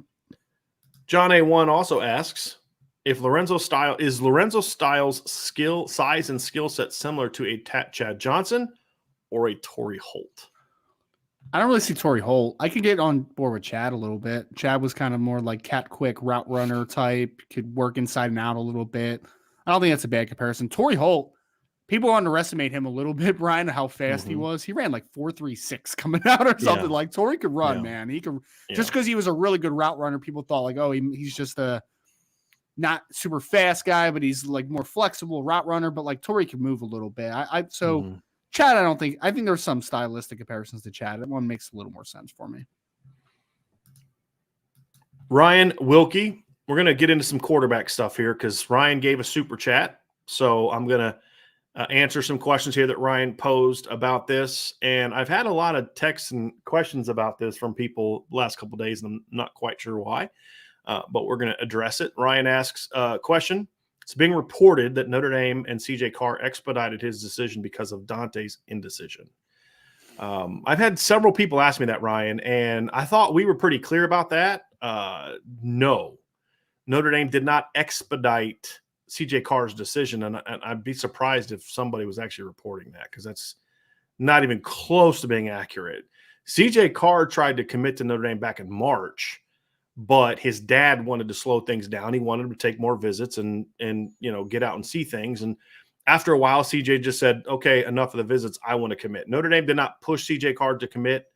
CJ decided he was ready. If anything, Notre Dame tried to slow things down on CJ more so than the other for a while there. So just because they wanted CJ to be sure as well, get out and see places and all those kind of things. Because no school wants to have a 5-star quarterback decommit. Nobody does. So, no, if that's being reported that Notre Dame expedited his recruitment, that is wholly inaccurate. And that's based on intel, Ryan, that we've received on both sides of this conversation, Notre Dame's and CJ Carr. So that would be inaccurate. Yes. And the second question, has Notre Dame dropped Dante Moore? No. Also no. No. I don't know. Is somebody actually saying that? No, they have not dropped Dante Moore. So, I mean, we're not going to get into the conversation about Dante too much, but there's been a lot of stuff said that's just flat out inaccurate, and I don't know where it's coming from. I don't care where it's coming from. But what I've told you guys all on the message board is true. It's where things stand. And if I have new intel, I'm going to – because look, here's what we could do, Ryan. We could talk about Dante all the time. And every time I write a Dante Moore article, I guarantee it'd be the most read article that day. 100%. Guarantee it. Yep. And I could take 5 different takes on it and just say, hey, look, this is the latest we're hearing. But we're not going to do that because that's just not who we are. I don't care what other people do. They can do whatever they want. That's their business. And I'm not bemoaning it. You can run your business however you want. That's cool. It's America. Go for it, buddy. We're just going to run ours a certain way. Ours isn't better or worse. It's just how we're going to do it. So I don't know what's being reported, but I can tell you that that's not an accurate statement, nor is it accurate for someone to say that Notre Dame sped up or expedited or whatever else the decision for ZJ Carr. That is not even close to being true. And somebody else asked as well that CJ was always interested. Notre Dame has been CJ's top school for a long time, and CJ Carr has been Notre Dame's top quarterback in the 2024 class for a long time. Yep. So if anyone else is reporting something different, that also is not accurate. And I think that ties into the expedited aspect based on the way the questions have been posed to me. I've been getting so many text messages and emails asking about this. So I'm not quite sure what the deal is, but I'm going to tell you right now that those things are not accurate. So moving on, John A1 asks, is Jaden Thomas similar to Jaden Greathouse athletically? Is he someone to watch to see how they'd use that type of guy? No, I don't think so. Body type is similar. I don't think athleticism is similar. Meaning like 6'1", 6'2", stocky. Yeah. I don't think they're similar athletically. I get there. Yeah, no, athletically, I would call Jaden Thomas more smooth than Jaden Greathouse, but I would call Jaden Greathouse more physically explosive. Like he's got power out of his breaks more than Jaden, but Jaden's smoother. He's a little bit quicker, I would say, right? But Jaden Greathouse also has what we talked about before, though, Brian, where he's got that alpha to him, right? Like winning above the rim, being physical at the catch point. Like he has that style to him, which I really am drawn to be honest with you.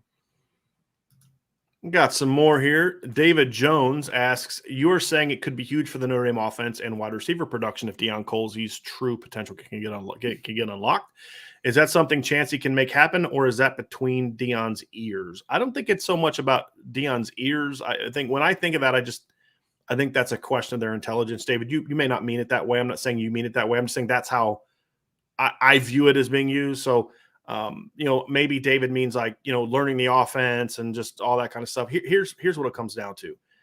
For a player to truly reach his full potential, it requires both the coach and the player. My knock on Notre Dame in the past has been like, I felt like at times the players were doing their part, but they weren't getting the instruction that they needed to reach their full potential. That was my thing. And so for me, I think that you cannot, Deion Colzie's not going to reach his full potential without being coached better. And Chancey Stuckey can coach him like there's no tomorrow, and he won't reach his full potential if Deion doesn't also then embrace the coaching, apply the coaching, and put in the work. You need both. You can't be great with just one of those things. And so it's both. The issue that I've had a receiver for so many years, Ryan, is I felt like the coaching aspect was never there. That's the reality of it. And until that happens, these guys aren't going to reach their full potential. It's why Chase Claypool is so raw in the NFL. He's still learning so much about playing receiver in the NFL. And it's because Chase was a second round draft pick on God-given ability alone. It's why Miles Boykin has struggled in the NFL, in my opinion, because he doesn't know how to play receiver. In the NFL, they don't have time for that. Like they can't take those guys and just say, okay, yeah, we're gonna, maybe if you're a first round pick, but look at the patience they had for Hollywood Brown. You know what I mean? Like you have to know how to play. And the NFL, they're not, a lot of teams just aren't going to take that kind of time for a receiver.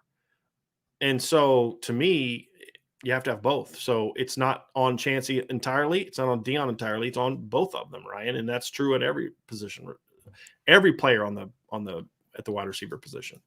I think that's always how it usually, I mean, not always, but that's most of the time what it is, Brian, when there's like, do you think it's this or that? It's like both. I mean, a little bit, right? Like it's not usually just one side to the coin, right? I mean, we already talked about it. Deion Colzie was a young kid coming out of high school.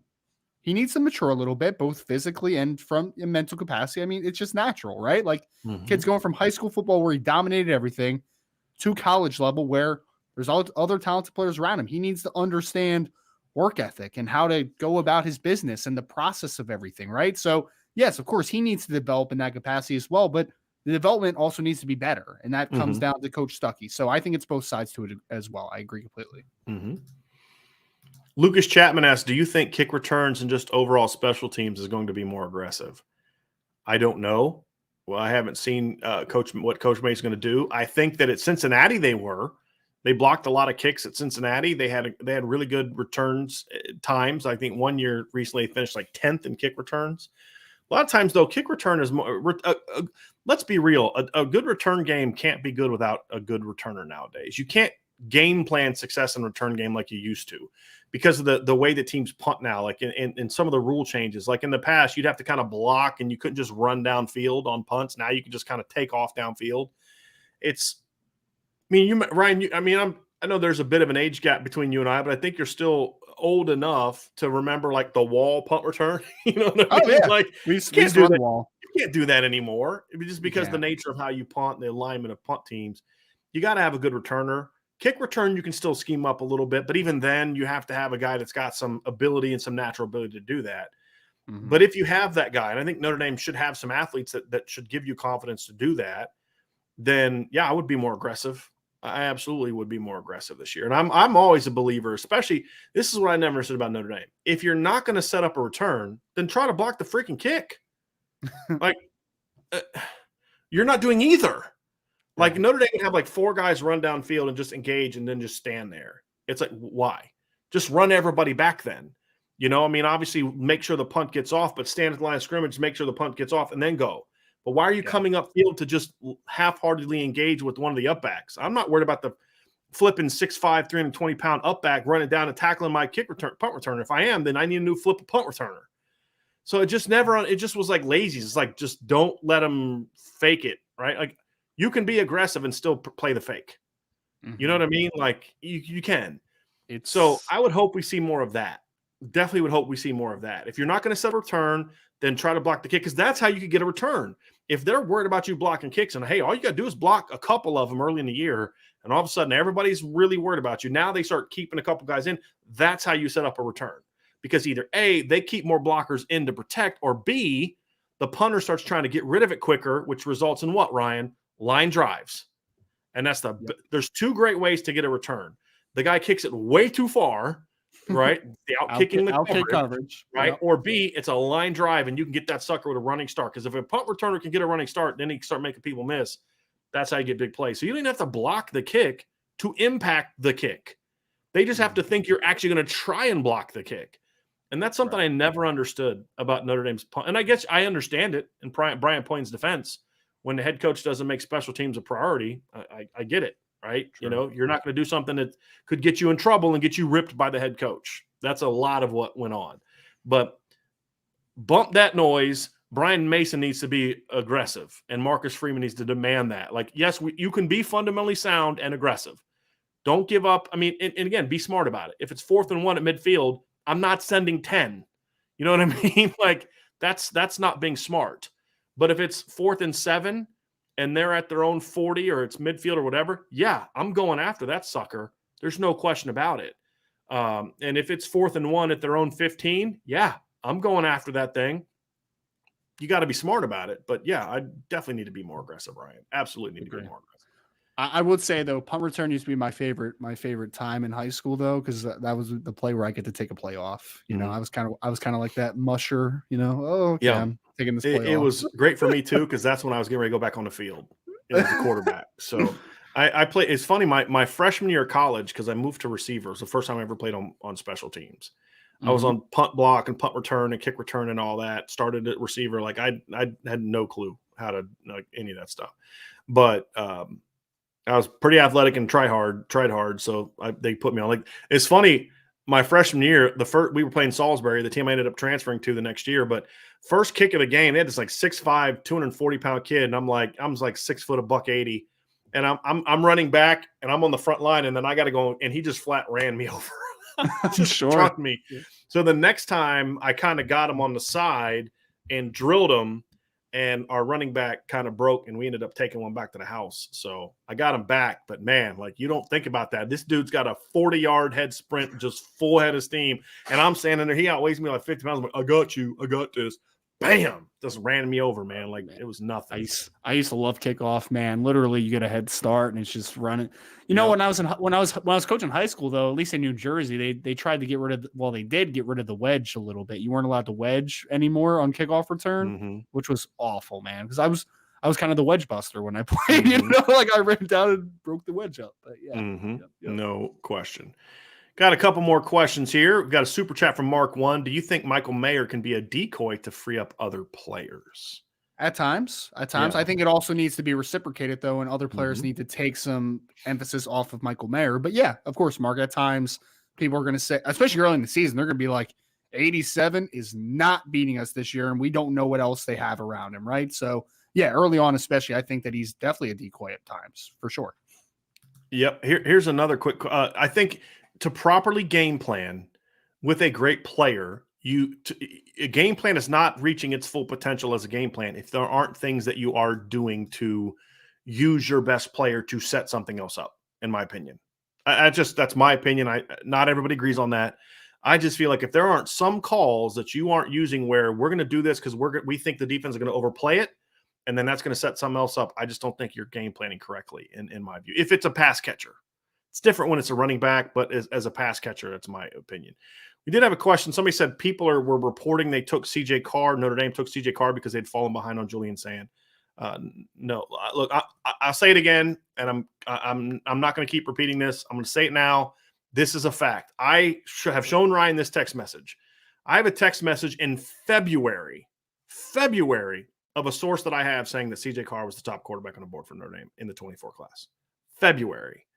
This was before, because remember when this spring or this winter, when there was the rivals report that Notre Dame they were predicting Julian Sand to pick Notre Dame. What do we all tell you? Don't buy it. Don't buy it.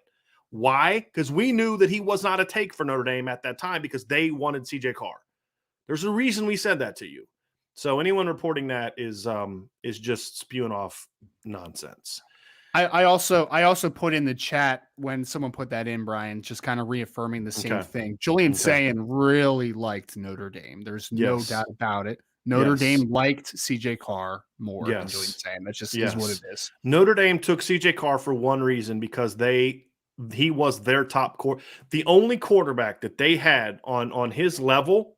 And even then, like, here's the thing, Dylan Raiola at the time was looking at Notre Dame, and they still like CJ Carr more, because they thought he was more polished. Now, they recognize that Dylan has the better physical tools, the bigger arm and all that, but they love CJ's polish. So if there's anyone telling you that Notre Dame took CJ Carr for any reason other than he was ready to commit and he was their top guy, I just don't think you're getting accurate information. I don't. He has been their top guy for months, which is exactly why we said like 3 months ago, when the Julian Sand stuff came out about him picking Notre Dame and he might commit to Notre Dame. You remember that? We said, no, that's not accurate. Because we knew that Notre Dame was not going to take Julian Sand until CJ Carr told them no. Just like they're not going to take anybody else in 2023 until Dante Moore flat out says no. That's just how it's always going to be the case. They knew who their number one quarterback in 2023 was. They knew who their number one quarterback in 2024 was. Now, if you want to disagree that they should have liked Sand or Raiola or some Jaden Davis more, that's a different conversation. But what I'm telling you is that he is Notre Dame's top quarterback, and he has been all along. He's my number 2 quarterback in that class. Although, asterisk, I have not watched every single quarterback. But I've watched Raiola. I've watched CJ, I've watched Julian Sand, I've watched CJ Carr, and Jaden Davis, and about 3 or 4 other quarterbacks. They're considered top 100 guys. Adrian Posse, probably. I've seen him. Yep, the kid from Florida. Although I don't view him as a top 10 quarterback. He's top 10 tools, but he's not a top 10 quarterback right now. Sure. But I've seen him, right? And CJ Carr is my number 2 quarterback behind Raiola. Raiola has the better physical tools. CJ is the more advanced player in the other areas. So, I don't know where some of this stuff comes from. It seems like this year more than others, there's been a lot of rumors where I'm like, what? Like, no. And I don't know where that's coming from, to be completely honest with you. If anybody out there is hearing anything, come to the message board. That's why you need to be at IB. We'll give you, and if we're not talking about it, it's because we don't have the answers yet, and we're not afraid to say it. But I'd rather people say that than to kind of, well, I heard this from someone who heard something from someone. You'll never hear us report that, ever. You'll never hear us report that. We're going to try to go as close to the situation as we can. And if we can't, we just won't put it out. So that's the reality of the situation. Some of this stuff, man, it just gets me. Ty C, how does a class of Greathouse, Flores, James, and Hannafin match up with Ohio State's wide receiver class? Which class would you prefer based on talent? And which class would you prefer based on Notre Dame's offensive style? So first of all, I don't really get into the whole – you know who I prefer? The guys that want to play at Notre Dame. That's who I prefer. I prefer the guys who want to play at Notre Dame. The reality is Notre Dame doesn't have to recruit receiver as well as Ohio State. They don't. Again, Notre Dame and Ohio State had the same record last year. Same record. And like somebody on the chest, well, Ohio State's going to beat Notre Dame because they got a better quarterback. And I'm like, yeah, I wish Notre Dame had a stud like Cade McNamara or Anthony Brown on their team. Boy, I wish they had that. The reality is that Ohio State's going to continue to do a great job there. And they're doing a phenomenal job there. I'm not dismissing that class at all. Cardinal Tate, 5-star player. To me, Brandon Innes is a top 50 player. Noah Rogers, top 100 player. Bryson Rogers is a little underrated, I think. I actually like him. He fits what they – here's the interesting thing. I would argue Bryson Rogers fits their scheme better than the other three. Just his style of play. I'm not saying he's a better player. Sure. But he is that Olave, Garrett Wilson type of athlete, the route runner. Yeah, like 6'1", 6'2", skinny, good route runner, good athlete, catches the ball well.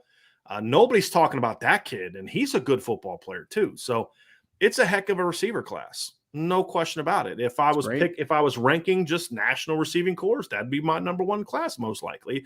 And I think Innes is a tad overrated. But so if that tad overrated Brandon Innes is your number 2 receiver, you got a pretty darn good receiver class, right? For sure. So just for me, it's a different group. It's a bit more of a high. Here's where I would say the biggest difference is, it's a much, much higher floor class than Notre Dame's. And because the high floor guys at Ohio State have higher ceilings than the high floor guys in that class for Notre Dame right there, right? I would say that like Cardinal Tate and Brandon Innes have higher floors than Greathouse and Flores. Would you agree with that, Ryan? Higher floors? Yep. But I think they also have higher ceilings. Sure. Where I think the Notre Dame class could end up getting on, somewhat on par with Ohio State's down the road, is I think that Notre Dame's low floor guys have high ceilings as high. Look, we were told that we had this question on the message board because what I hate when fans of a team change their stance on a kid when he's not looking at your team anymore. Agree. Despise me. I despise that. So it was after we had really started to hear positive vibes about Cardinal and after his visit. And we thought, man, Notre Dame's got a shot here, right? This is back in March. Mm-hmm. One of the things we were asked is, who did we feel was the best combination of if we were picking receivers, who did we feel had the highest ceilings? And my answer at the time was Braylon James and Tyler Williams, not Cardinal Tate. And at the time, we didn't view Ronan Hannafin as a receiver prospect. He was still in sort of that athlete category because this is back in March. Ryan, you and I were having this conversation the other day. I think Ronan Hannafin's ceiling is higher as almost as high as Braylon James. It's in the conversation. So I think that's where Notre Dame could get there. But again, Notre Dame doesn't have to get there. They don't have to out-recruit them there because they're going to way out-recruit Ohio State at tight end, right? They just got to keep recruiting elite linemen and find that elite quarterback, and they're going to be fine, and continue to out-recruit Ohio State on defense. That's going to be the key. I want to respond to something that somebody said. James Lawrence Zenzi, you can't compare C.J. Stroud to the Michigan quarterbacks. You're not paying attention, right? The comment was Notre Dame can't play with Ohio State because they don't have a quarterback that can beat them, right? Because, C.J. Stroud's a great player. My comment was, gee, I wish Notre Dame had a player like Cade McNamara or Anthony Brown. They beat Ohio State last year. That's the point, James. That's what we're saying, right? It's not saying, well, they have a guy just as good as C.J. Stroud. The point is, Cade McNamara is not even the same universe as C.J. Stroud. Anthony Brown's not even the same universe as C.J. Stroud. But you know what they both have? Wins over Ohio State. Convincing wins over Ohio State. Because why? This isn't a 7-on-7 league. That's the whole point. When Ohio State got beat twice last year, Ryan, where did they get beat? They put up yards. They put up a ton of yards passing. Why did they get beat? Because football still is about tackling and hitting and running and doing all and playing in the trenches. Yep. I mean, that Oregon game specifically, I remember C.J. Verdell ran all over Ohio State. Man. Yes. And then C.J. Verdell proceeded to go undrafted into the NFL, which is pretty funny. And he said, who was the home team, Brian? I'm pretty sure Ohio State was the home team against Oregon. That's not a good comeback. And with all due respect, Michigan's had about 9 straight home games in a row where they've lost to Michigan or Ohio State. So come on, James. Like, just admit, hey, I misunderstood your point. It's okay to say that. You misunderstood my point. The fact is if Cade McNamara and Anthony Brown, who, by the way, Ryan, completed less than 50% of his passes in that win over Ohio State, can beat Ohio State, then yes, why am I an insane person for thinking that Notre Dame can beat him with Tyler Buckner, a top 100 quarterback coming out of high school? Come on, man.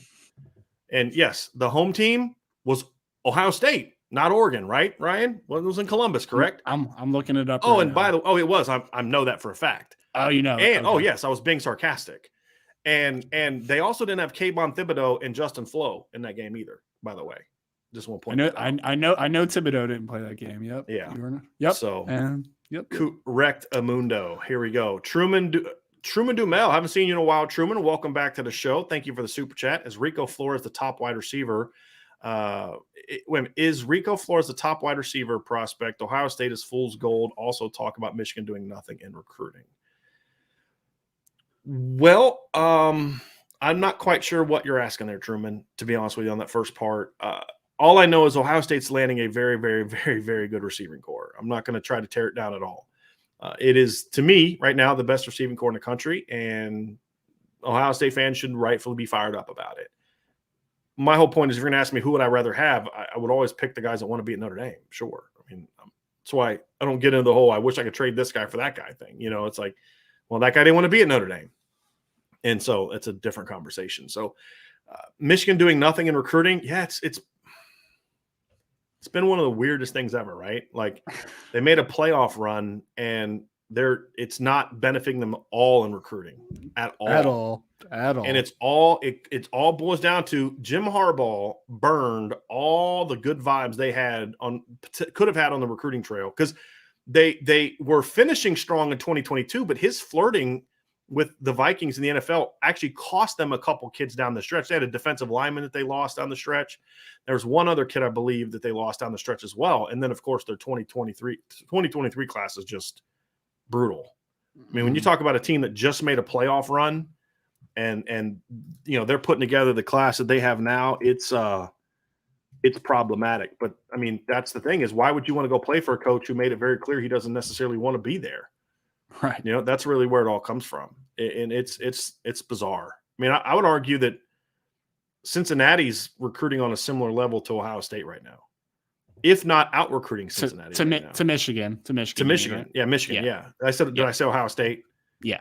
I meant Michigan. Matter of fact, right now Cincinnati has the number 4 recruiting class in the country on Rivals. Now, part of that's crazy. They have 20 players, but they have 4 4-star commits in their class. Michigan's class currently ranks 34th.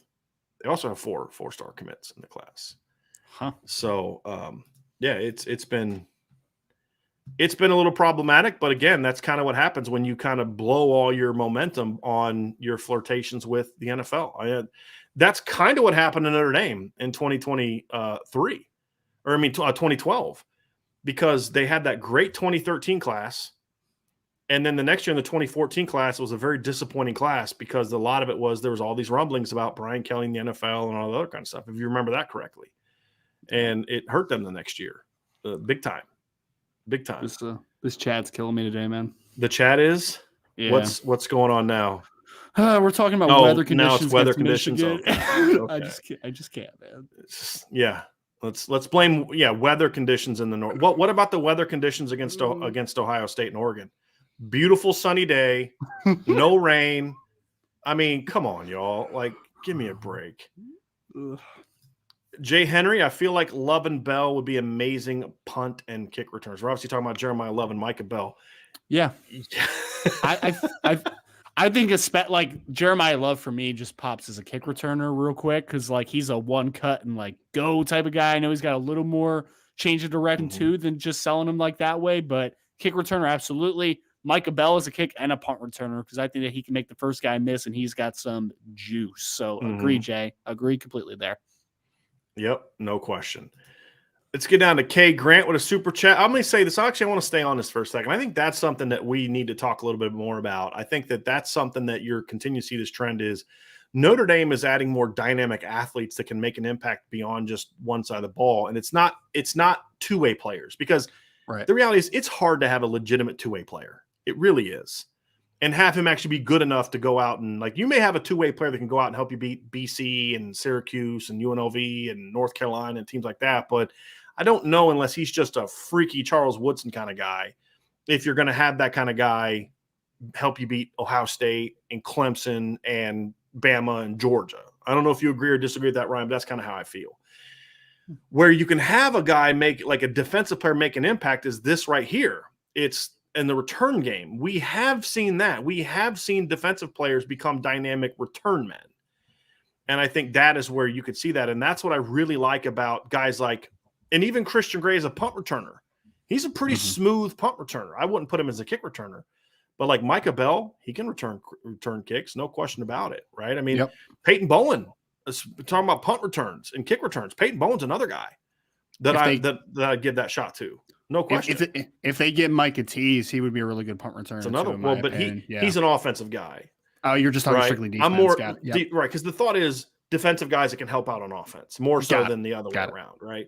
Because an offensive guy is going to get his chance to make plays on the football because he's an offensive guy. I was more referring to, but you're correct. Micah Tease could be that guy as well.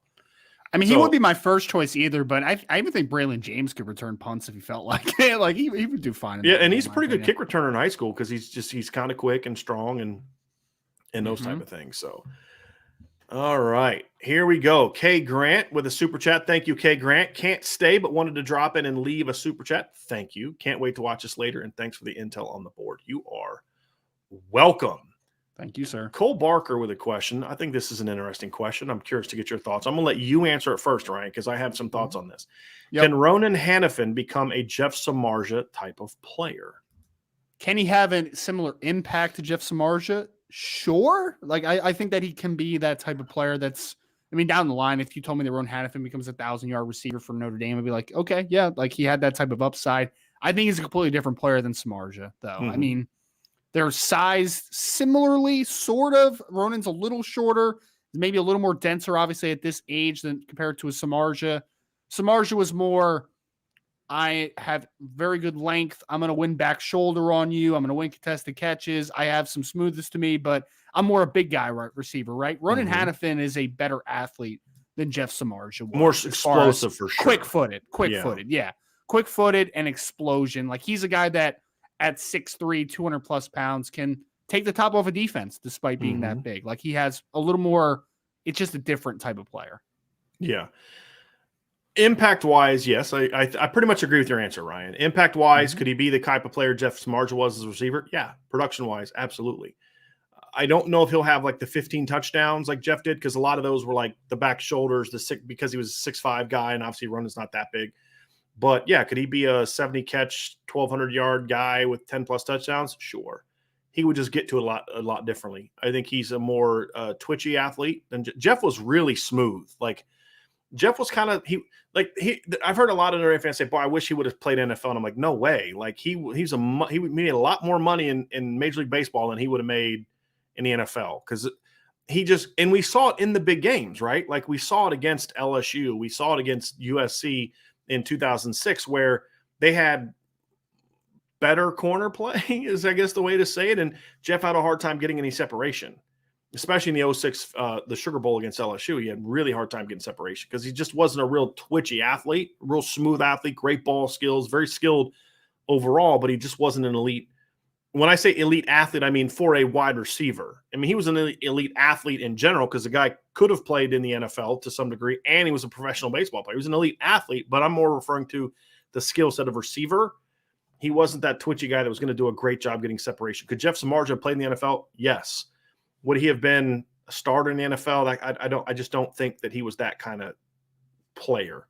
Ronan Hannafin has more of that athleticism. Now, he has to learn the skill that Jeff Samardzija brought to the table. That's the thing. Jeff knew how to get open. He knew how to maximize his athleticism. He had great ball skills, and he was super long. I mean, I still remember, you remember in 2005, that diving catch, that diving one-handed catch he made against Purdue?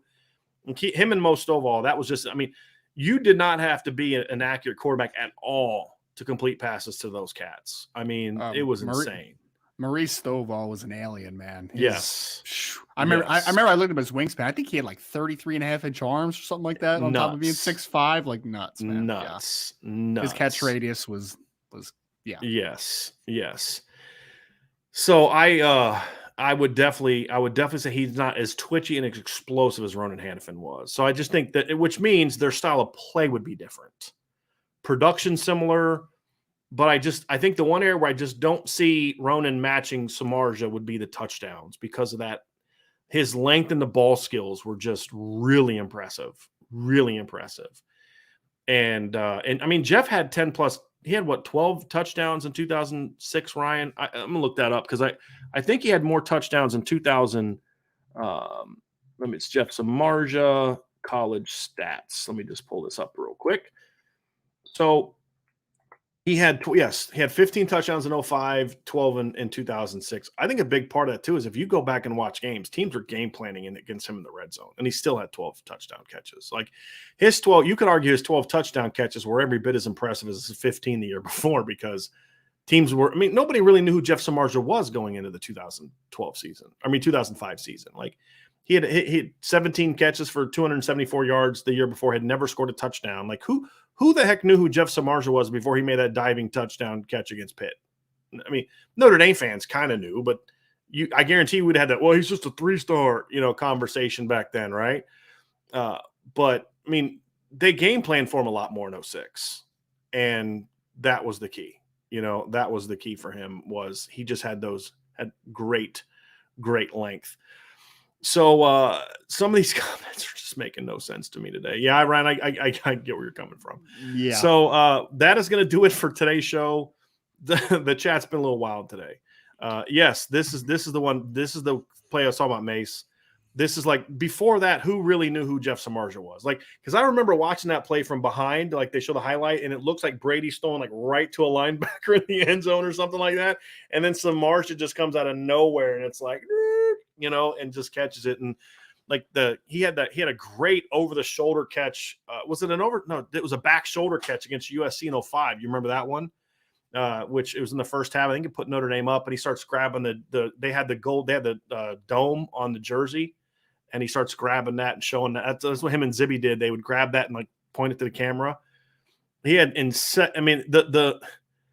the catch radius that Brady Quinn had to throw to for 2 years with Samardzija, Stovall, Rama, Anthony Fasano, and John Carlson was just absurd. It's nuts, man. Yeah, absolutely absurd. Rima was the smallest one. What was he, like 6'1", 6'2"? 6'1" and a half. Yeah. That was the short guy.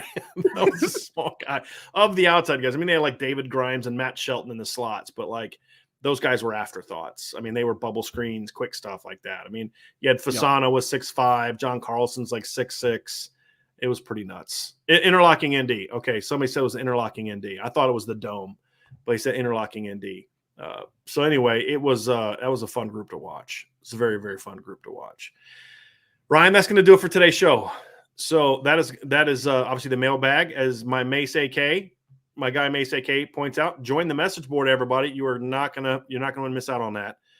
Hit that like button, hit the subscribe button, and the notification bell. Share this podcast. Leave a 5-star review. Visit the IB store for some sweet merch. We were talking about the sweatpants yesterday, Ryan. Have I sent you a pair of sweatpants yet?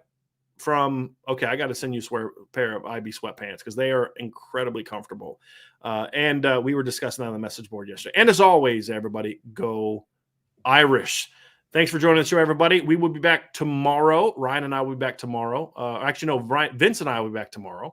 And then, of course, on Friday, we will have another Friday mailbag. And then Friday afternoon, we're going to have a special recruiting show where we will cover the decision by Jack Larson, 2024 tight end Jack Larson, who will be announcing his commitment on Friday to Notre Dame. I forget, who did they list? The NC State's one of the finalists, right? North Carolina was one of the finalists. I'm trying to remember who were listed as the finalists for Jack. So let me just if you give me 1 second, I'll be able to pull it up. Let's see here. So he had Notre Dame, Clemson, Clemson, Michigan, North Carolina, and NC State were the others. Yep. So, those are the guys on the list. And then next Wednesday, Cam Williams will make his decision, and we'll go live for that one as well. You said that's going to be 8 p.m. Jack Larson's going to be at 5 p.m. Yep. Right. Friday at 5 p.m. So we'll go live at 5. And then Wednesday we're going to have some stuff. And then, of course, the next week is that July 1st to 4th period where we'll have a lot of shows. That's going to be a busy weekend, Ryan. That's going to be a very, very busy weekend. So we'll have 3 commitments. With Micah Bell's scheduled to make his decision on July 1st. Rico Flores will announce his decision between Notre Dame, Ohio State, and Georgia. So Notre Dame and Ohio State on July 3rd. And then Christian Gray will decide between Notre Dame, LSU. I don't even tell you who Micah Bell's other finalists are. I have no clue. But Christian Gray, we know it's LSU, Ohio State are the 2 top contenders for that one. So we'll have all of those kind of things. So that's going to do it today, everybody. Thanks for joining us. We will talk to you all again tomorrow. Thank you for joining the Irish Breakdown Podcast.